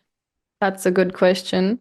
Um, Yeah, I'm gonna have to think that over because I might still. I mean, imagine like me really being acutely in the situation of someone telling me you're going to be skinned alive for the next 40 days or everybody dies. I think I'd probably like okay, it would be wrong to choose everybody to kill everybody who wants to live, but I think I would Depends on your choose that. opinion. You're not. You can be Watching right. child porn depends on your opinion if it's wrong. Well, it is. Well, it is, and Yeah, this is but something. This is something it means that nothing if you say it in that context, though. Well, no. This is something that a lot of people have trouble grasping. You can have moral opinions that might sound bizarre or crazy, but they're Hmm. not wrong. There's Yeah, no logically they objective. aren't. There's no objective Yeah, basis. So yeah. if you have a preference that I would rather have somebody get skinned alive and tortured for 40 days so that the rest of everybody else can live, you're not wrong. But if you had the opposite opinion, yeah, I'd want everybody to die so that one person doesn't get Hmm. tortured, that's not wrong. So it Yeah. entirely comes down to personal preference. Mm. And I think a lot of people get tripped up over that morality literally is personal preference. There's no right or wrong. You said something before. You don't think that the suffering of one person justifies taking the fun or whatever away from the others. And you said that only if every individual suffers, like they're in a gas chamber or something. My question to you is, why does it matter how many they are? I mean, that only works as an argument or even as a counterstone if you believe that the suffering is stackable. And I used to think that suffering, I used to count it as something that's stackable when I argued against like ant burgers. Like, even if a single ant suffers less, you have to kill so many ants for one burger that the suffering is the same as a cow burger. Um, that was something that I used to say, but now I don't because we understand suffering as something individual, subjective. It's not stackable. That is what suffering means. That is your experience. So why would I care if on a planet everybody suffers in a gas chamber or just one person? If the others have a pretty much net neutral life, then that's bad. Um,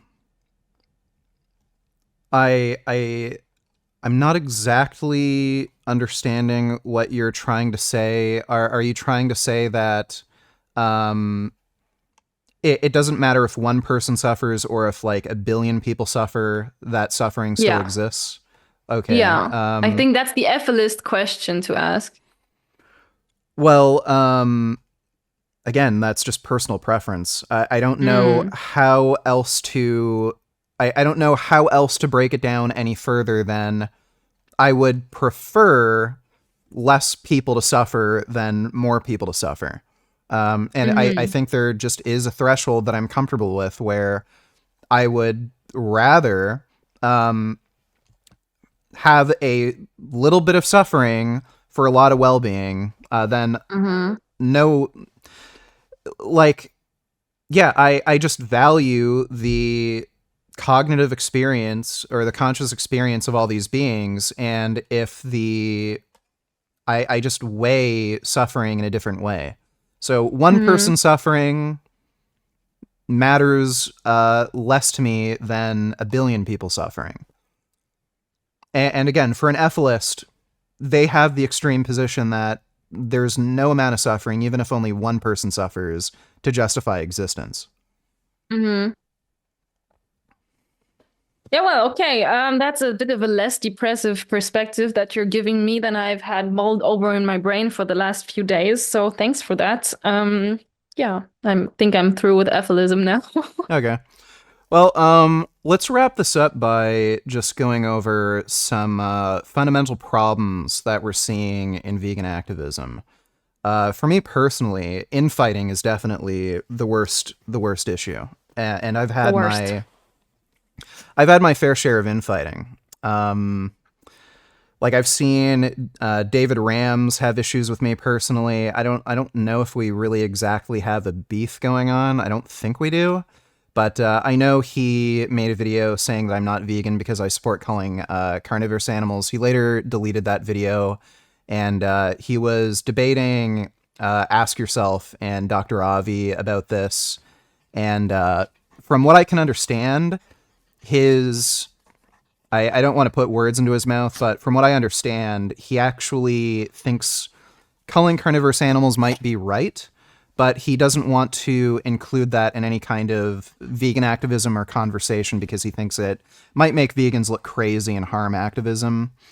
Mm-hmm. I know I've had beef with Joey Carbstrong because of what he did with AV, throwing them under the bus, making up lies about them, because he was getting money from the same donor.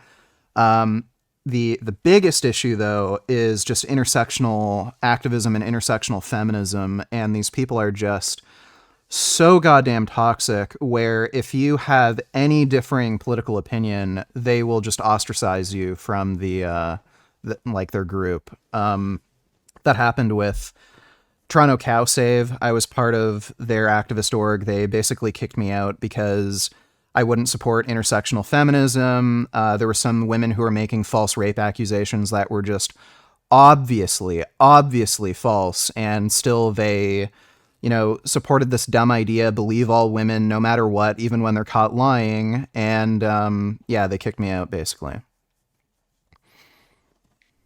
Yeah, I've had my fair share of hate waves coming from intersectionals. I think I have alluded to it before with the thing of being called anti-Semitic, and as I think the worst part is that veganism is seen as something very left-wing, and that Yeah. most vegans are actually left-wing. I've never politically positioned myself, neither publicly nor actually. I don't, okay, I can say that I don't fucking vote because I don't know what I should vote for. I've never taken the time to actually look into what fits my beliefs the most. And for me, it's choosing between shit and shit. There is now a vegan party in Germany. They are very left wing. I'm not a German. I'm an Austrian. We don't have a vegan party in Austria. So if I were German, I'd probably vote for them because they are the only ones who are actually abolitionally wanting veganism and animal rights. However, I don't go with many of their other beliefs. So I've publicly criticized some of the intersectional. I first before I say something further, I want to talk about the semantics of intersectionalism, the ideology that Sure. all discrimination is interlinked, and I support that. So the idea of intersectionalism, and that if you are against speciesism, you have to be against racism, sexism, yada, yada, yada. Yes, that kind of intersectionalism, yes. The woke new intersectionalism, I think that's the one that you're criticizing too. I'm against that because I think that you should be publicly allowed to at least debate or ask questions or even make jokes about everything. And I do like to criticize things and laws. And when a law came in France that catcalling is illegal, I made comments about that on a Discord server, and I tested it like you tested with hypotheticals. And people have been going batshit about that. I said, okay, but when is something so offensive that it infringes on somebody's right to just live? When is taking away the like speeches, like free speech? We have to be very careful about taking away free speech. So there has to be a very strong reason to do that. And I tested it, and people went batshit about that. I criticized laws about toilets for trans solutions, and tested it logically with having people. There are people who have a dissociative identity disorder who have multiple personalities in their head, and they switch sometimes. So the numbers are, I think, pretty much the same as people who are trans, of percentile of population. And I made these statements, and then I asked, okay, but what if I have like a personality disorder, and on the way to the toilet, my personality switches? I would need a toilet that fits the new personality. What would we do then? Obviously, it's over peaking something and testing it hypothetically to see where we should go, what we do in debates, what people who logically think do sometimes. For outstanders who just hear a sentence on that topic, they might think, oh my God, she's making fun of the whole topic of everything. She is transphobe, she's homophobe, she's whatever phobe. Whereas my solution from testing would probably be to have gender neutral toilet rooms that have cameras and security, whatever, that way. But people who are mad at me, they will say, she doesn't support any kind of changes in that way. She has to be yada, yada, yada. And a third thing that people have been going batshit, the intersectional woke about me, is that I'm sitting down with right-wing politicians. I've been invited more to them than from the left-wingers because I'm untouchable for left-wingers, since I make the Holocaust comparison and I say that animals are being raped, which makes me anti-feminist and a Nazi. So they cannot invite me without being canceled. Right. And the right wings, they can invite me because I'm bringing them clicks and I'm pushing their agenda, which I'm not. I'm publicly calling them out for being assholes, for being anti-Semitic, for not supporting animal rights. But that's something that has really been, people have very much been trying to bring me down for these points, and I stand by the things that I just told you and explained to you. And people who sit down like with your content and actually take the time to watch 1 or 2 hours of my debates with these people or of my content generally, they don't go and yap the same way. But the others who just hear those reaction videos, hear someone saying, I'm right wing, I'm a Nazi, I'm no, they will just, I can't reach them anyways because they don't have this intellectual honesty to actually sit down. It's the same with talking with non-vegans. They will not look into the stuff, actually. They will just yap on what everybody is saying. So yes, the intersectionalism, infighting, and bringing down big voices of veganism, just with like whatever out of context screenshots and interpreting them in the most disgraceful, most deteriorating way that you can. Why would you do that? Why? Yeah. I've talked about this a bit before, that jackass Darren Chang. There's a lot of people who are in the left-wing intersectional community that are narcissists and or psychopaths. And they use these political movements as a means of obtaining power within a social group. A lot of narcissists and psychopaths will try to just get control of social groups and be at the top of whatever hierarchy they're in. And they'll do things like mention Earthling Ed is white, therefore he's like part of this white savior complex, and he's trying to take White control over veganism. indigenous people. Yeah. So they'll do that so that they can try to position themselves higher than Earthling Ed. And so I think a lot of people do that because they probably have some sort of antisocial personality disorder. And I think I think the right wing does this too, but I think it's an especially big problem among the really far left intersectionalists. They will refuse to have debates or conversations or discussions. It's either their way, the highway, they're right, you're wrong. That's a massive issue. And I can disagree with people really, really strongly. Like, I've had big issues with Joey Carbstrong. Huge issues with him. I really don't like the way he treated AV. I think what he did was fundamentally dishonest, and he was just thinking about money and clout in that situation. I don't like the way he debated Tristan Tate. I thought, again, that was a big clout chasing thing for him.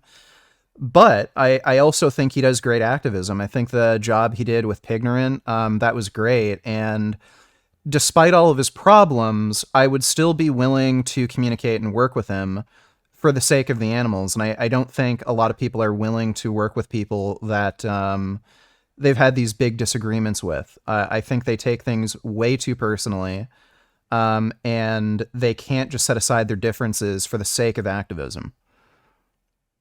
I think most people who are following this woke crowd, who are calling us out for whatever, I think they're only doing it out of the same reasons that non-vegans are calling steak or chicken nuggets, just to affirm them in the hierarchy that they build for themselves. And I think it comes from a point of very, very low confidence.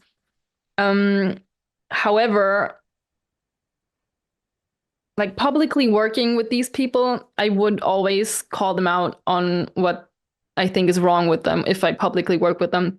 But it's a tragedy of like the left wingers. They say that they're right. You don't talk to right people. You can't debate about that.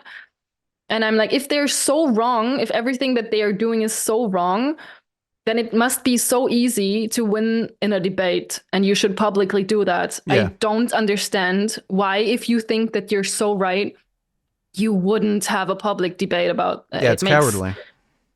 extremely. Is the guy that you just mentioned, this Dave Chang, the guy that you called out publicly when you went on stage and Yeah. you pointed at Yeah, him? Darren Oh, Chang. that was fucking sick. That was Yeah, I hated amazing. him. Yeah, he's That a piece was. of shit. Mhm. And this is a guy who calls himself a vegan activist, and I've seen him on different podcasts where he said he's in support of the Canadian seal hunt because, What? yeah, he's in support of the Canadian seal hunt because if we ban it, that would be white colonial powers forcing indigenous people to, obey to our standards. He's So just for culling carnivores. yeah, I think I think a lot of these intersectionalists, they're not actually vegans. They're virtue signalers, and again, they're co-opting these different movements just so that they can um, fulfill this need for like social power and influence. Yeah, they just zap on our, I think, influence sometimes. Some people have built their whole online career by making a series of videos. Like one guy has 27 videos about me being a militant vegan and how terrible I am for veganism. He actually calls himself a vegan too. The other big video guy, like the guy whose videos went viral calling me a Nazi and shit, they don't have anything else in their lives. They are Yeah, not effective activists themselves. I think it comes from a point of feeling so insufficient that they pull someone down who they feel is actually doing what they said they would do. And it's just to make up for their lack of whatever they have in their life. But it's mostly the people who are the least effective who are making these kinds of hate tirades. That's what I've been concluding in the last 3 or 4 years. The organizations that have been throwing me out, the people that have been commenting under me, if they have time to spend every day, every single video, writing what I am as a terrible person, they're probably not doing effective activism. I have not seen people turn vegan right and left because of them. They're not doing shit. They're just crying. Yeah, and I've seen that quite a bit. I get comments every day about people saying I turn them vegan, but all these people criticizing me, they have tiny platforms, they're not doing shit. All they do is complain about me or some other thing they don't like, and I don't see them turning anybody vegan. Yep, same. Yeah, but unless you have anything else you want to cover or talk about or ask, do you want to wrap things up?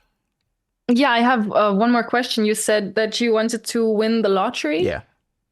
What would you do if you won, like, how much money would you have to win, and what would you change then? Usually I play the Lotto 649 and the Lotto You Max. do actually play the lotto? Yeah. Yeah. Oh I have a funny man. feeling I'm gonna win. I have a funny feeling. People are I would have saying, not thought that you would play it's so stupid yeah, I though. The know. chances of winning are so slim. I Is it a know, guilty but pleasure? kind of. Like, I mean, the way I see it is I make good money, and if I spend $5 here or there, even if the chance of winning is small, the payout is huge, right? So if I win like Okay. 50 million, spending $5 here or there, probably worth it. But I have a funny feeling I'll win. And all the people who are saying, I'm stupid, well, who's going to look stupid? But Oh, come on. Yeah. yeah, there's, I wouldn't have thought that you were a person who gets funny feelings or who yeah, does something as irrational as playing lotto. But if it's a guilty pleasure, I'm yeah. happy for you. Just don't get addicted. Yeah, I don't. I don't spend like $200 or something on like 50 tickets or anything like that. But there's a few personal things, like bucket list things that I'd want to do if I won the lottery. I definitely want to take a bit of a vacation, like maybe just a month off of activism, just to watch SpongeBob, chill, not think about anything for a little bit.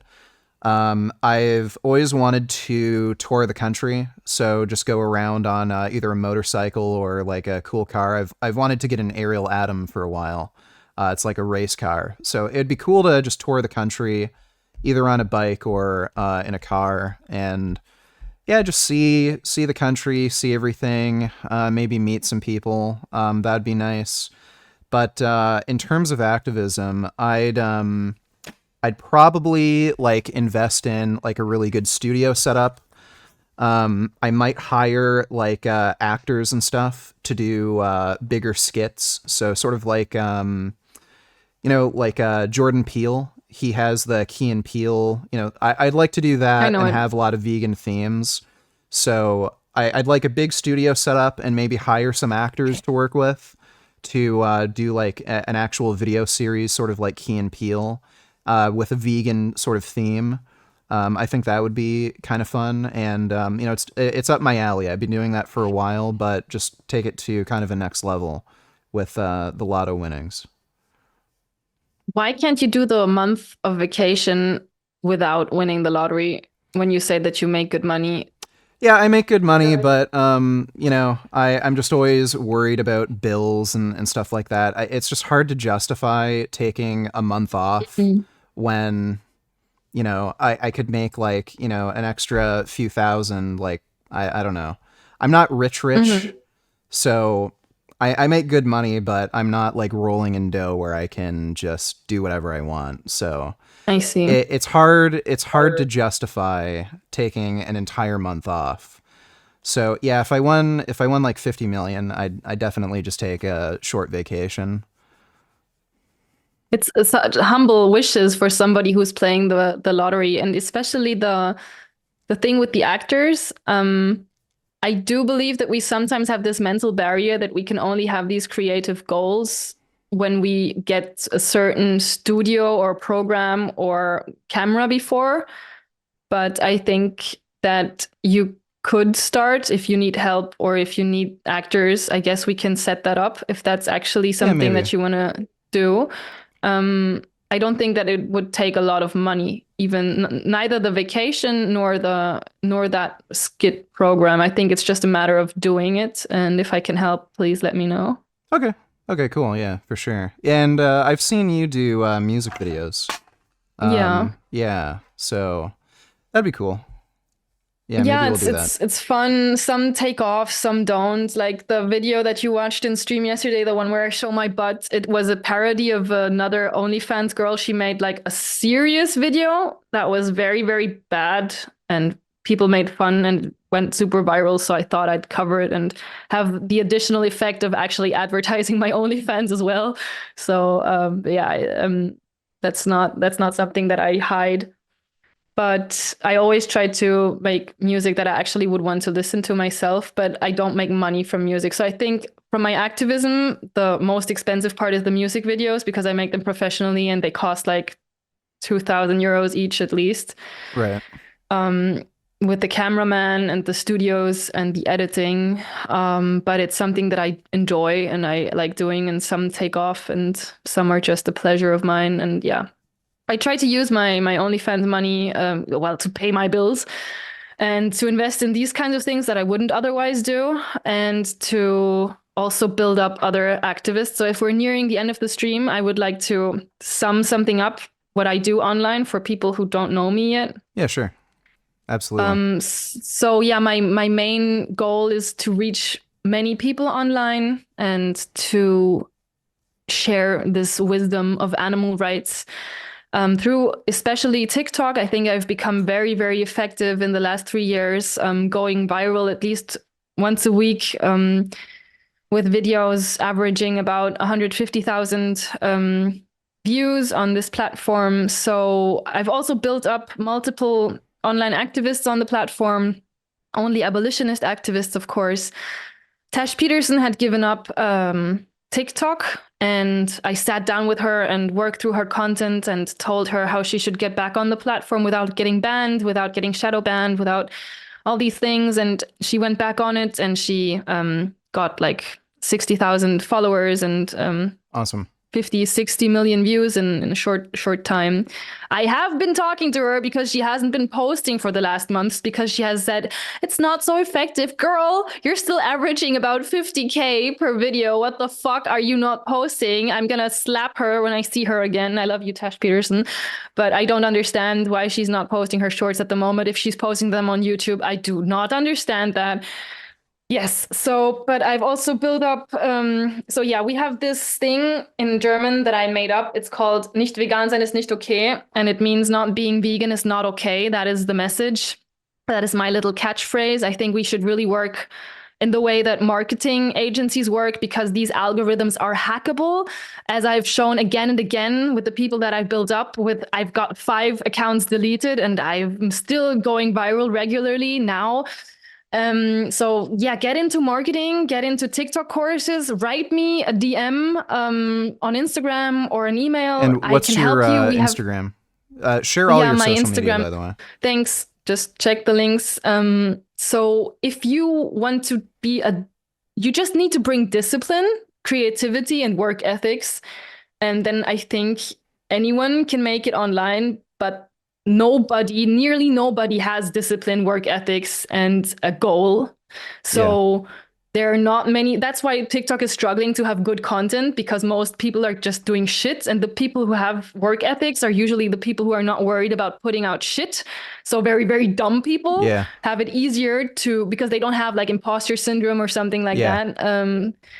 So yeah, we are left with garbage content. But then again, it's also a benefit for us, because if you actually put in work, passion, ethics, authenticity, you will make it online, because barely anybody has that.